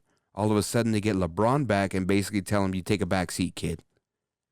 And I'd be fucking pissed too. I mean, especially when you're not the one bailing out like LeBron did. You're sticking around to try to make it better. After he's done over there doing his shit, You're not he wants to sticking come around back. because you were drafted. You were under a contract. He could have demanded a trade. He could have done a lot of things. could have- These guys yeah, got a you lot could- of power. Exactly. You You could know, have done that, but he but he didn't. But then didn't. he He did stuck afterwards. around. Though. He did do it eventually. Because he got fucked, T. LeBron comes back and they don't even consider him as fucking a guy running the team. He was there during the shit. Okay, Right? wait. But the bottom line is, you're not Braun. You're right, but the problem is you can't really handle the situation like that. I think, in my opinion, it wasn't handled right. And I don't think LeBron handled it right. Look, even if you're going to be the man, you do it right. I'm not going to disagree with that. I think KD's a little different than Braun, okay? Because he went into Golden State and took a backseat to those guys. So it's not an issue. He didn't. He did. No, he didn't. T, that was never KD's team. Those That's always guys- Steph's hold on, team. hold on. Steph's team. That's my point. With the fans, it's Steph's team, but everything went through KD. No, it didn't, T. Yes, it did. No, T, no. KD's T, the MVP. KD, right, you're right, because it's not that it didn't go through him. He's just a better scorer. Hold on. When you got a guy like Steph saying, fucking KD's the best guy on our team. Let me ask you something. It's not the point. It's Steph is the leader of that team. These guys, it's not in that Golden he was the State best player. Sucked his dick for fucking ever, and then he leaves and starts fucking saying like he never fucking felt like he was a part of the team. Get the fuck out of here, dude. Okay, whatever, T. It's still Steph's team. It never was KD's team. It's never Clay's team. He knew what he was doing. Correct. And what we're talking about is whose team it was. That's all I'm saying. You know, so whatever decision he makes, all these guys make quirky decisions. Fuck, you're making it sound like it's the first one. No, I'm not. I mean, think about it. He went to a fucking shitty organization with shitty ownership that doesn't have any fucking record of winning, and you left one of the best organizations in the NBA of all time. Right. That's fucking stupidity. That's stupidity. But the other thing is it was never his team, and that was my point. So regardless of it, yeah, he was taking a back seat in there. Even though he did get a finals MVP. Twice. He never got a season MVP. No, not a season MVP. Right, because it's not his team. Two fucking finals MVP. Okay, T, but that's my point. It's not his team, and it never was. And the reality was, even when LeBron went to Miami, it wasn't his team. No, even though Dwayne Wade said he deferred, that's still Dwayne Wade's team. That was still Dwayne Wade's team. It's the same thing. So that's sort of how Kyrie felt. Because he got dissed by the dude. The dude left him hanging. Right? I would think that. Bro, why are you going to leave, man? We could build this thing together. We could make a run. Now I'm going to go take the easy route, dude, and win a couple. But isn't that what KD did to Westbrook? I'm just talking about Kyrie only. So my point with Kyrie when LeBron came back is not the same situation as when KD went into Golden State, T. It's not, because KD chose to go there. Kyrie didn't choose for LeBron to come back, didn't want him to come back. He fucking left him. But the fact is, he wouldn't have won a championship without it. Absolutely.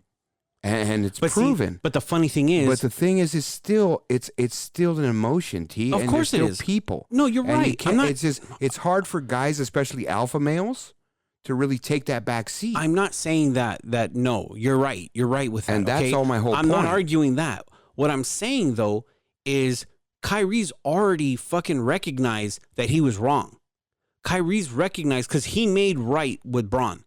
they've already like mended that relationship, and he even publicly said, "This is harder running a team than I thought." So then It's your harder comment being the was, leader. how is he going to be in the locker room? Right. Well, I think that shows a lot of maturity, It does, right? but it didn't help. He's- It didn't help his situation in Boston, because that happened about mid-year in Boston, and it never improved.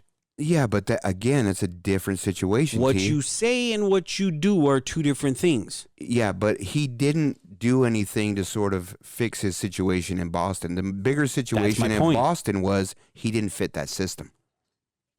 The coach, the organization should never have brought him in. He didn't fit that system, T. We've talked about that 100 times. Yeah, That was the bigger issue. He's an isolation player, not a ball movement player. right. And he can't run it that way. And when they were having him run the point, trying to force him to be something he wasn't, it wasn't working. Once they took him off, he was having games like he's supposed to. Yeah. They fucked up. The organization fucked up, not him. You can't change his spots. Leopard can't change his spots. No, that's He true. is who he is. Yeah, you can't change the But stars. you can't get a guy just because his level of talent is so high and say we can make it work. But see, that's what they tried to do. And that's the problem. That's why it didn't work in Boston. Not that he But- couldn't get along with anybody. No. It's leadership too, because other shit came out about his leadership. And Whatever how he can't it was. how he can't get along with guys. He really couldn't establish himself there because he didn't play last year. So to me, I think it was sort of a wash. He needs to get out of there. It's not going to be the same in Brooklyn. He's not going to go in there to a team that went to the Eastern Conference Finals the year before and has a roster full of guys that went there and played there. And now you got to try to fucking listen to this guy. There's animosity. Okay, so He took time away from everyone. okay, real quick. Right? All right, yes or no? Brooklyn championship team? Oh, fuck no. Fuck no, never. But they will go far in the East because the East sucks my balls. Right. You know what I mean?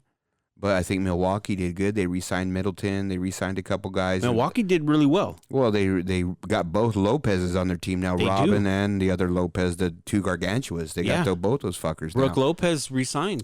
Well, it wasn't just Brooke. It's Brooke and Robin. They Yeah. have both the Lopez's now. They signed the other one. Yeah. So they got both those 7-footers playing. It's the first time in 11 years in the NBA these guys have been together. So, I mean, the reality is there really wasn't any other big free agents out there. DeAndre Jordan, Harrison Barnes went to Sacramento. There was a couple trades, though. And one of them I want to talk about is the D'Angelo Russell. Right? He got traded. He got traded. He got traded to Golden State. And Golden State was sort of in a mode where they sort of overpaid for him. Well, it was a sign and trade, but yeah. Yeah, they knew the deal. Yeah. And to me, I think that's just a bad move for them. But I think the better move for them is they got a player from Sacramento, Willie Cauley-Stein. Mm-hmm. Willie Cauley-Stein out of Kentucky, this guy was a monster. He just couldn't get it going in Sacramento. And they just really weren't playing the way that kind of ball he wanted. He's an up-and-down player. And they really didn't do that for him, and now he's on Golden State too.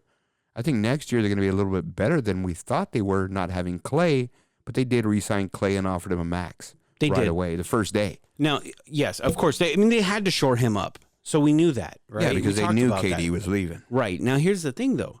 Okay, without Clay, the dynamic changes a little bit on that team because it has a lot less defense. Because D'Angelo Russell, although he could fill that slot of Clay, not as well as Clay, but he complements pretty well. But I will say, he doesn't play a lick of D.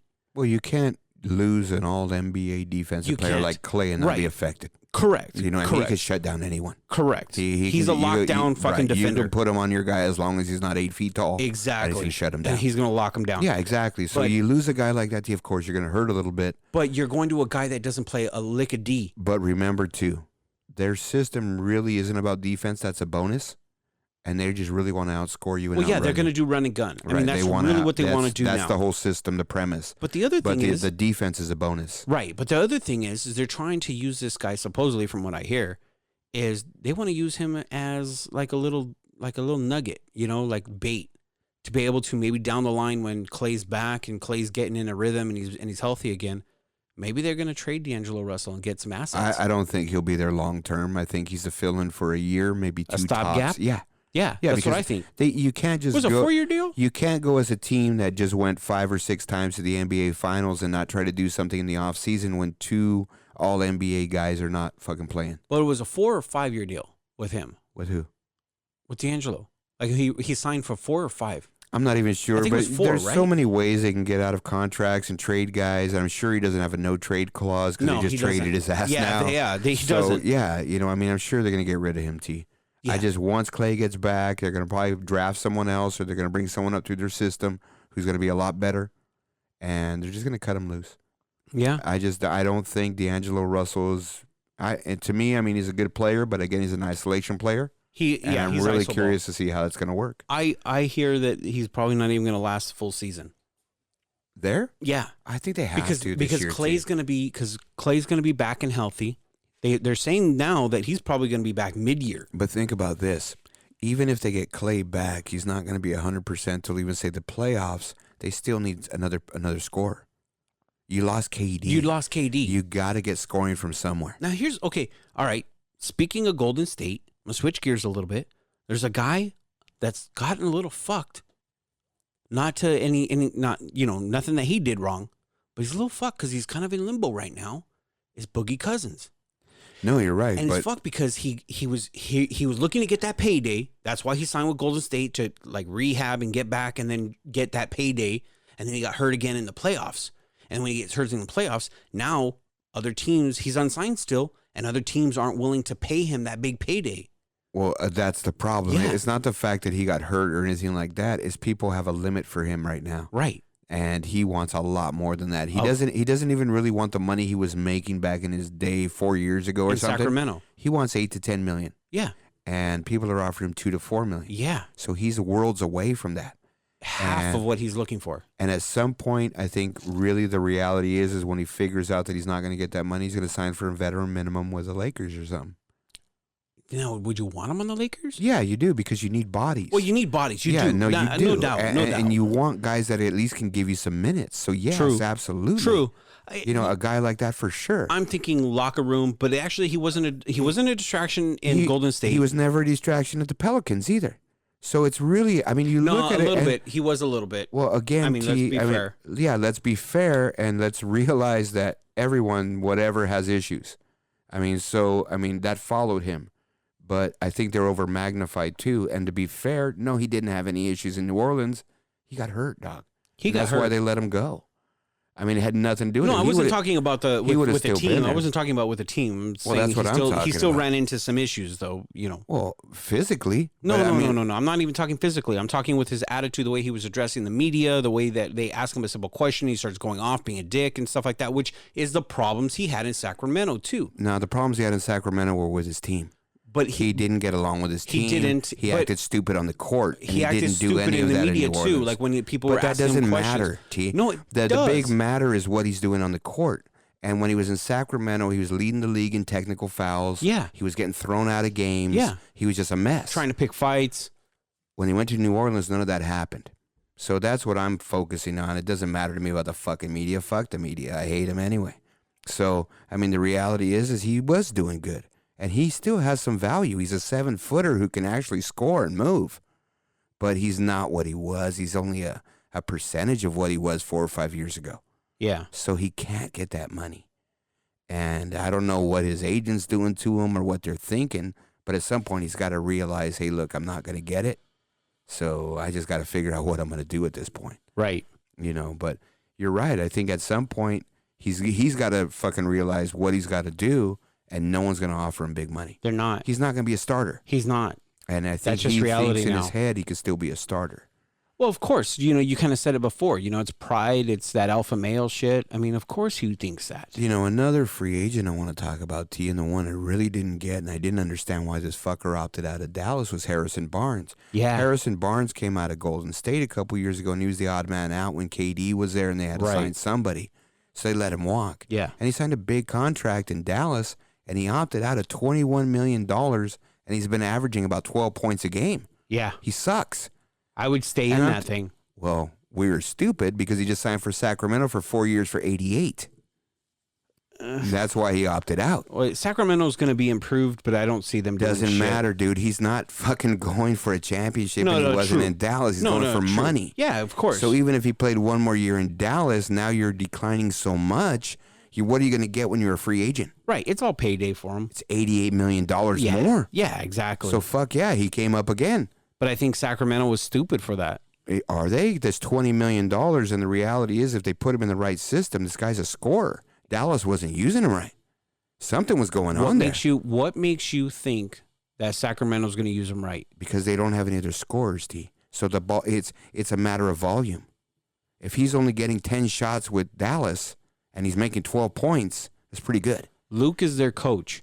What part of everything that you've seen with him that would make you think he knows how to do it right? I don't think Luke was a bad coach at all. I don't think he was a good coach either. I do. I don't. Well, He mismanaged. You and I talked about this. He mismanaged a lot of games. It's not about mismanaging. It's about building the younger players and developing a system. Sure, he's going to have his moments because he's got to learn too. He's young. It was his first couple years. So he's going to make mistakes. He's got to learn from them. But the thing is what kind of system can he develop and what kind of offense can he run? Because that's the whole NBA. If you can get an offense, I don't know. Maybe it just points, he didn't have parts or what it was. Again, but I wasn't impressed with what he did. Before LeBron got hurt, they were in second place in the West or third place in the West. Yeah, but I think that was in spite of him, not because of him. I don't think that, T, at all, because, again, he developed the whole team the year before and only added one guy this last year. Right. I don't think and that they weren't even guy, a playoff team that year. Right, because they were all rookies and kids. What did he have? They're still kids. No, they're not anymore. LeBron, AD, these guys aren't kids anymore. No. When Braun came, he was still surrounded by kids. Right. So you add a guy like Braun and they it developed elevated for a year.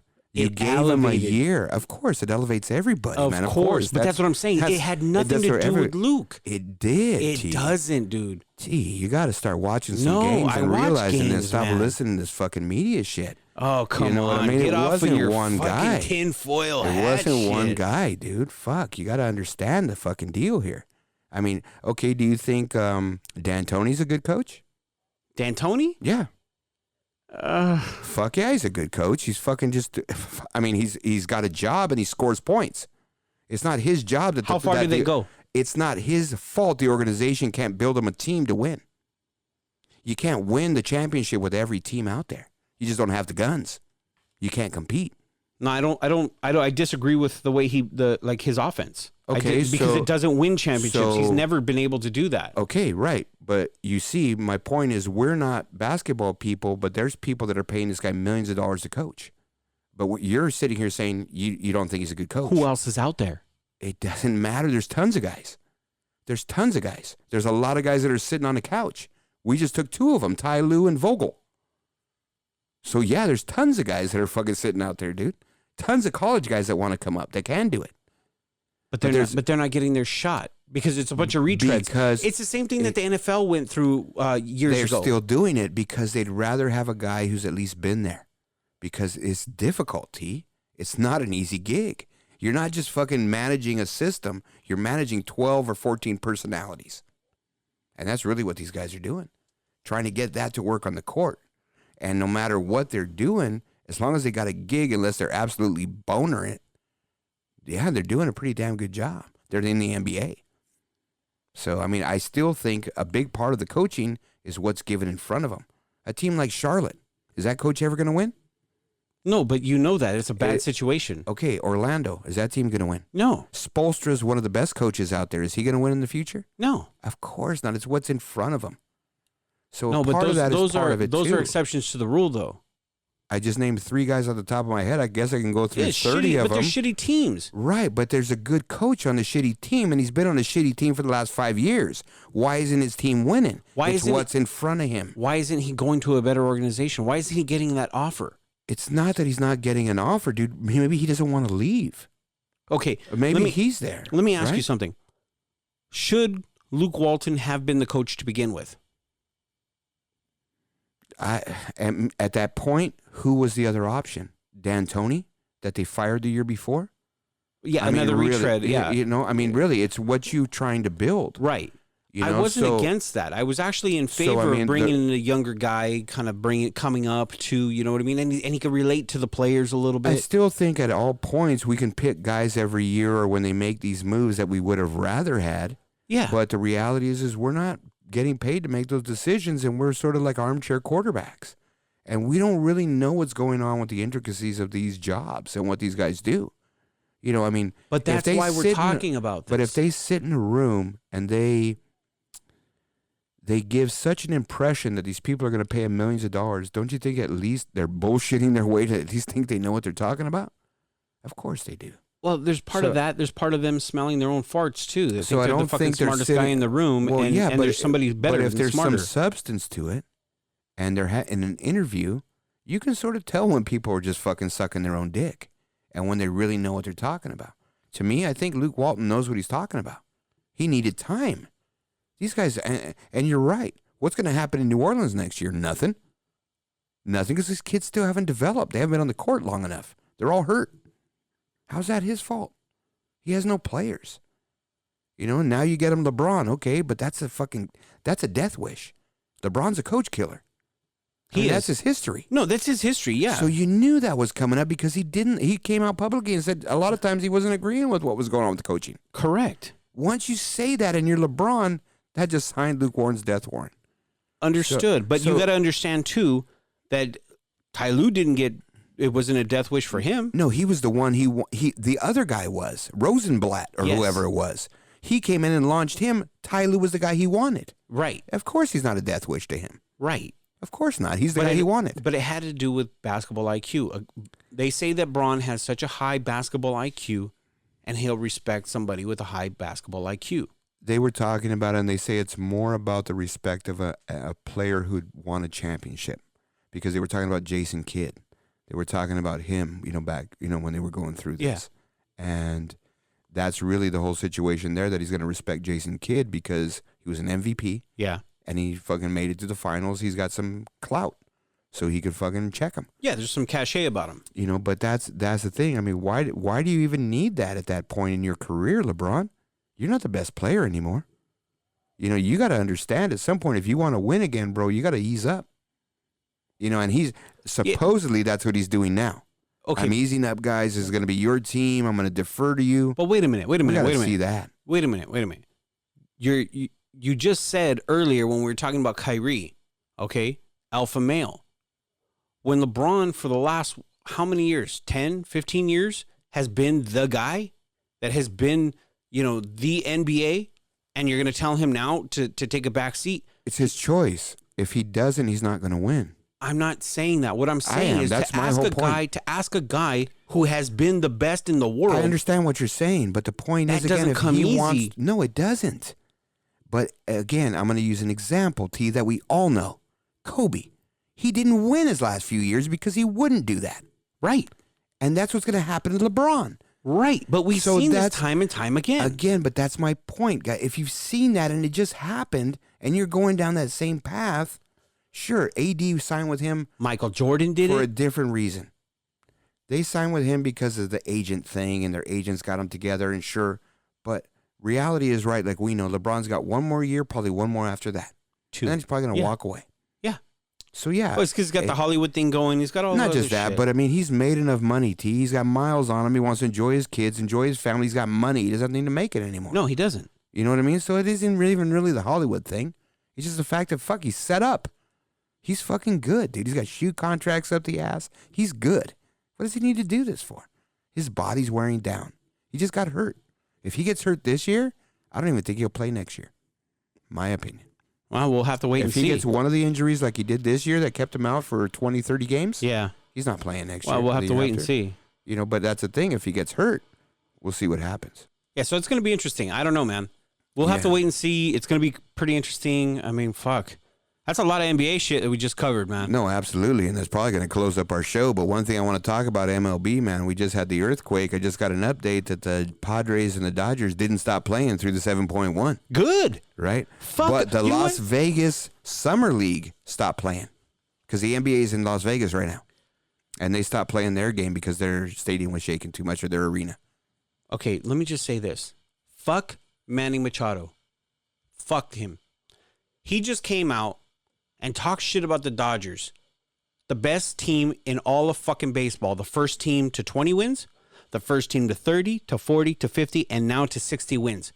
Okay? He's on a dog shit organization, and just because they paid him $300 million. And he's telling them, he's coming out in the media, and he's telling the Dodgers, he's saying, you know what? I'm going to put my entire $300 million up. I'll bet my whole entire contract that the Dodgers will not win a World Series. Will not win a World Series when? During the length of his contract. That's bullshit. You know what I mean? Well, he could say whatever he wants. Yeah, I know, but I mean, that's fucking... You know what I mean? Whatever. Fuck, dude. But, He's pissed off because the Dodgers didn't re-up him. Right, exactly. And my opinion is, fuck you, dude. You didn't perform when you were here. You didn't earn that fucking contract, and you took fucking plays off. That's and not you what took he said, shit off. T. Listen to this. What did he say? It says Manny Machado tells Dodgers fans he'll beat his contract, or he'll bet his contract the Padres will win it all before the Dodgers. Oh, there you go. That's what it was. Not the Dodgers are going to, but the Padres will win it. Fuck all that. Fuck dude, that. If I was Ballmer, I'd fucking take his bet, dog. I would, right? And I'd take his fucking money. Fuck yeah, I would. I would take his fucking money. I got to call Ballmer. Right? Fuck that dude. Yeah, he's all butthurt because they didn't fucking sign him, dog. But he did nothing to fucking earn it. He didn't do anything to earn anything even the last couple years, really. Yeah. You know what I mean? He was a problem over there. He wanted to leave. He was fucking acting like a little bitch, and he just fucking wanted to leave. And he's acting like a bitch again. Well, he's not. He's fucking producing. His numbers are decent. No, but when you come out in the public and you say some stupid shit, that's a bitch move. Whatever. I mean, they're all bitches at that point, but they can all say whatever they want. This guy's still putting it out on the thing, on the field. The problem with this is why even go there, dude? That's what I mean. That's my point. What I mean? So, I mean, but what's the reality here? If the Dodgers don't win it, which they haven't won in the last 2 years. At least they've gone further, though. But that's not the point. He's going to win. He's going to say, at least this year, he's going to be talking shit. Oh, that's this year. Yeah, but still. I mean, I think the Dodgers' window's closing a little bit, too, with their pitching. No, I disagree. I don't, dude, because you look at 4 of their pitchers are probably done after this year, and one of them's Kershaw. Well, Kershaw is the only one I'm thinking Rich Hill. Okay, Hill, you're right. Kenta Maeda. Okay, that guy's already been around a while. He's in the bullpen already, dog. He is. Okay, you have a lot of relievers that aren't going to be back next year, and one of them's Dylan Floro. Oh, fuck yeah, dude. That guy Get rid sucks. of him. He stinks, dude. Okay, so you got 4 or 5 guys that aren't going to be there. They're pitching. Their strength is their starting pitching. Right. So basically, after you get rid of all the junk they got, you got Julio Urias. Yeah. And you got Walker Buehler. Walker Buehler. Yeah, that's it. That kid's fucking a stud. And you're right. And There's you got 2 Ryu. studs. Well, again, Hyun-Jin Ryu. Ryu's having the career year right now. Because he's finally healthy. Right, but how long is he going to stay healthy? Well, we'll see about that. Yeah, but we're only halfway through the year. Right. So I want this fucker to go a whole year and fucking play in the playoffs. He's starting the All-Star game. Oh, did you hear who fucking made as a roster spot filler for the All-Star game? Who? Dodgers second baseman, man. Who? Fuck, what's his name? Muncy? Muncy. Thank you. Max Muncy. Well, he should be, but I mean, Peterson got put into the home run derby. Bellinger, he told him no in the home run derby. Said no. Yeah, because he was in it last year. Right. And he's like, fuck that, it fucked my swing up. Bally fucking 30 home runs already. Yeah, no, exactly. He's a monster. First Dodger hitter. Well, he broke Snyder's record at 28 or 29 or whatever the other day. Yeah, but he's the first Dodger hitter to ever make 30 home runs before the All-Star game. No, he's one of the first guys in MLB to do it. Oh, that's true, MLB too. Yeah, exactly. Yeah, that's he broke fucking a record. nuts, dude. He's having a great fucking year. That's bigger than the steroid era. Yeah, exactly. And everything was fucking getting knocked out then. Yeah, no, exactly, man. You remember that race? You remember that? And No, dude, have you seen what one of those guys looks like now? Who are you talking about, McGuire or Sosa? Sosa. No, really haven't, man. He went the whole Michael Jackson route, dude. He's fucking white now. Hey, it is what it is. No, seriously. He's got money. No, he does. Do something with it. But he actually opened up and admitted that he did that. You know, like he's pale white now. You wouldn't recognize him. He's almost albino. Yeah, It's crazy looking, dude. It's creepy. Yeah, these guys are fucking weird. They are. Oh, he was they kind got of a nothing weirdo. to do, dude. You know, they got nothing to do after post career. But man. he had a cork bat. Remember, he came out with that cork here's bat. another he thing, got busted dude. for that shit. July 1st. Do you know what day that was? That was a Monday. No.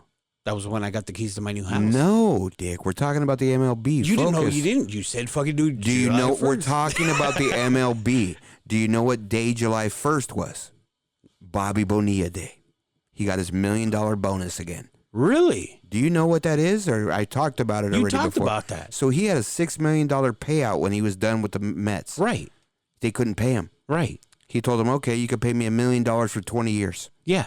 Okay, we'll do that. So every July 1st, he gets $1 million. Fucking he gets great. it for another 4 years. That's his retirement, dog. Yeah. So he just got a check for $1 million from the fucking Mets again. And he gets to keep 600,000. Probably more than that at this point. Probably about closer to 700,000, but still, hey, that's your retirement, bro. Yeah, fuck yeah. If you can't live off of that, there's something wrong, right? So that's Bobby Bonilla Day. Right on. So a little bit. Did you know? Did you know again?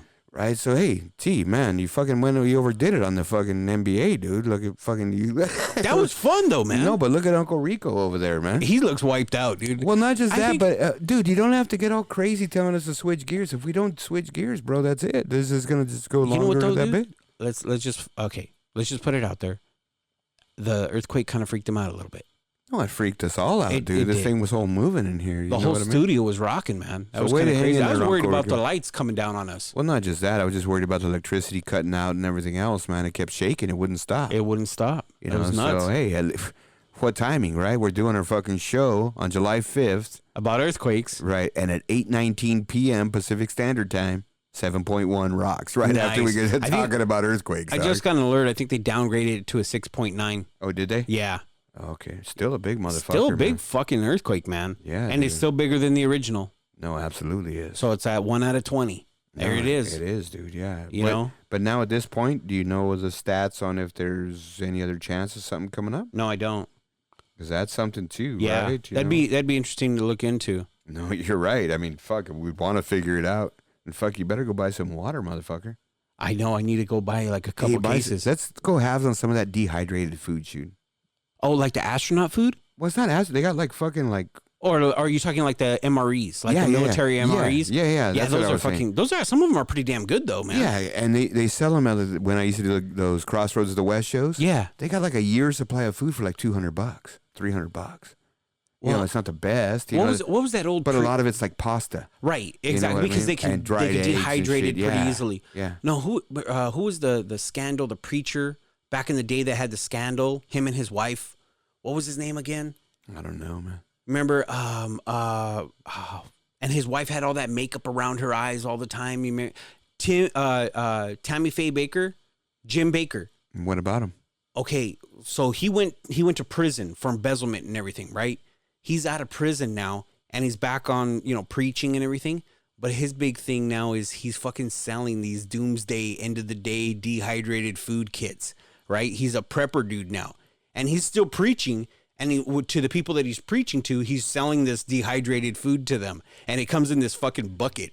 Like they come in buckets. Yeah, it's a bucket with a red top and everything, and it's right. Like, and there's packs in there. Yeah, you know what I mean? He's selling all that shit, dude. Yeah, no, yeah, dude, I think there's money that, in it. I think there's money in it, dog. He looks like Dr. Evil though, not like. Oh, he's a weird fucker. No, but he's got like the bald shaved head now, and he looks all weirded out too, man. Prison didn't do him well. Well, I don't know if prison does anyone well, bro. I mean, I know it's just free food and steady sex, but I just don't think it does anyone else. So we're gonna go ahead and close it with that. Are you talking from experience? Hey, I'm just saying, dog. But hey, look at Uncle Rico's eyes right now, dude. Like, what the fuck? Out, dude. What are you looking at, bro? Dude, you're scaring him. This is his first show. But still, dude, you've listened to the show, man. He has, but fuck, come on, dude. What I think the you're fuck, scaring him, man. Yeah, whatever, man. He's never been this close to us. Hey, if the earthquake didn't scare him, dog, this won't. You know what I mean? I doubt that. What do you mean? The earthquake scared him? No, but I think this would scare him even more, man. Why, man? Because he doesn't know us as well as Dr. X does.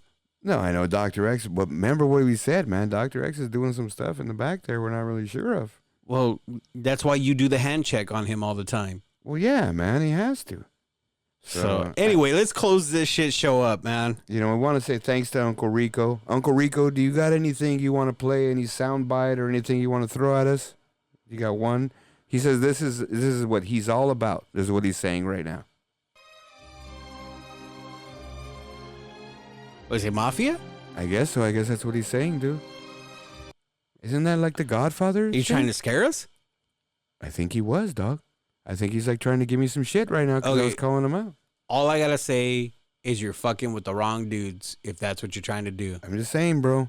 Yeah. You know what I mean? I don't know what you're trying to scare or whatever else, dude, but I'm just saying. I'm not worried about digging no ditch. This ain't the first ditch I've ever dug. Exactly. Yeah, you're going to dig the ditch for this one. It ain't the first ditch It ain't the first ditch I ever dug. I ain't worried about digging no ditch. So, hey, Uncle Rico, thank you for coming in, man. Feeling in, bro. Yeah, hey, yeah. You're welcome for the burger. Oh, right? Yeah. Did you even finish it? I don't know. I don't think he did, dude. He got scared. I can't see on the board like where his burger is, so I can't tell. Yeah, but he's quiet in there. He's different than Dr. X. Dr. X is like doing fucking backflips and all kinds of weird shit, dude. So Dr. X will be back next week? Yeah. Okay, because remember he's only gone for 1 week. Well, no, it was supposed to be 2, but then but that's what I'm saying. I don't think he's being honest with us, dude. So Well, have you talked to him? I haven't, dude. Remember, he's not in the state. No, I know. You got to reach out to him to sort of figure this out. Don't even ask him, hey, are you going to be here for the show next week? Say, hey, bro, what's going on? What are you doing? And then we'll figure it out. You know what I mean? Because I think he's just saying that because he doesn't want Uncle Rico for more than one gig. Yeah, but he can't leave the show high and dry like that. So I'm like, saying you did a fucking great have job, something really, bad. Uncle Rico. You did a great job, man, Yeah. working the board. We appreciate your help, man. We really do. And through all the craziness, dude. I mean, seriously, today was even weirder than normal because of the fucking earthquake. So, big shout out to you, man. Thanks. Yeah, no, absolutely. So we're going to go ahead and close up, T, man. We want to thank everyone for sticking around the earthquake edition. You know what I mean? So actually, during the earthquake, it was fucking good timing. We had our 6.9 or 7.1. Whatever that number is. So fuck, guys, again, just prepare for these things out there. They're crazy. That was sort of crazy that we had to deal with it in the middle of our show right after we talked about it. Hey, That was kind of cool, though. The timing was perfect. no, but it was because you fucking were talking about it. Oh. Dude, What's the first rule of Fight Club? don't talk about Fight Club. What's the second rule of Fight Club? Don't talk about Fight Club. Yeah, we fucked. Oh, we fucked up. All right, dog. So going and closing out, we want to thank everybody again for sticking around, listening to our madness. Sweet Tea was carrying on a little bit today. We want to thank Uncle Rico for filling in. Yep. So, Thanks a lot. thanks, man. Yeah, good job today, Hey, man. great job there, we King. touched on some stuff here today we thought was good. Got rambling a little bit. We're going to break up our next show back to one of our old segments, like we said, T, a little more structured. Bring back some what the fuck news. Really? Bring back some other stuff that we like in there. A Ooh. little more man's corner. So we're going to go ahead and stretch it out a little bit different next time. But you know what, man? It was a good show tonight. Yep. Thanks for everything, guys. Earthquake edition. Getting ready to side out. No rocking and rolling. Remember to look at our website,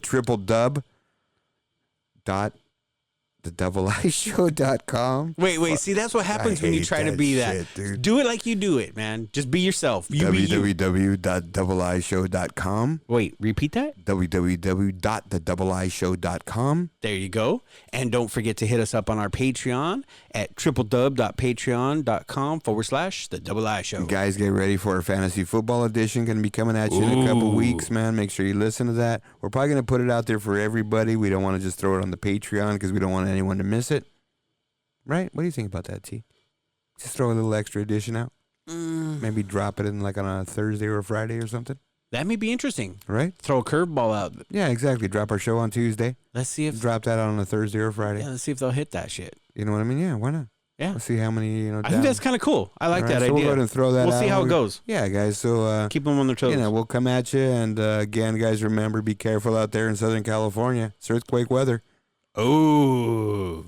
Is it earthquake weather? No, I just told you there's no such thing as earthquake weather. It's fucking You bullshit. told me there was no such thing as rain causing earthquakes, T. I said I don't believe there is.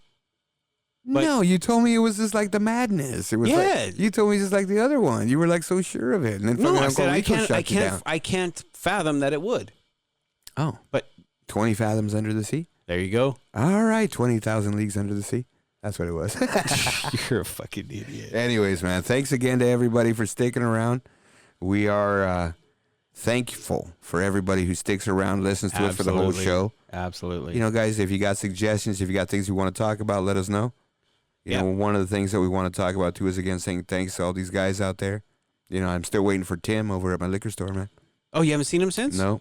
Oh. But I got a new guy, man, that's really been hitting us up about the show. I just want to say thanks to him. Palma, thanks, bro. Appreciate you. Cool. You know what I mean? So he's really hitting the show, digging it. Cool. You know, right on.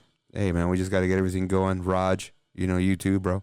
He's saying, he was asking me about those fucking socks because you mentioned those fucking socks, dude. This guy won't get off the socks. Yeah, we're working on those what I mean? guys. So we'll get everything squared away, guys, and we're going to go ahead and get out of here. Signing out, Incoherent Idiocy. I am R.W. King. And I'm Sweet Tea. We are Out.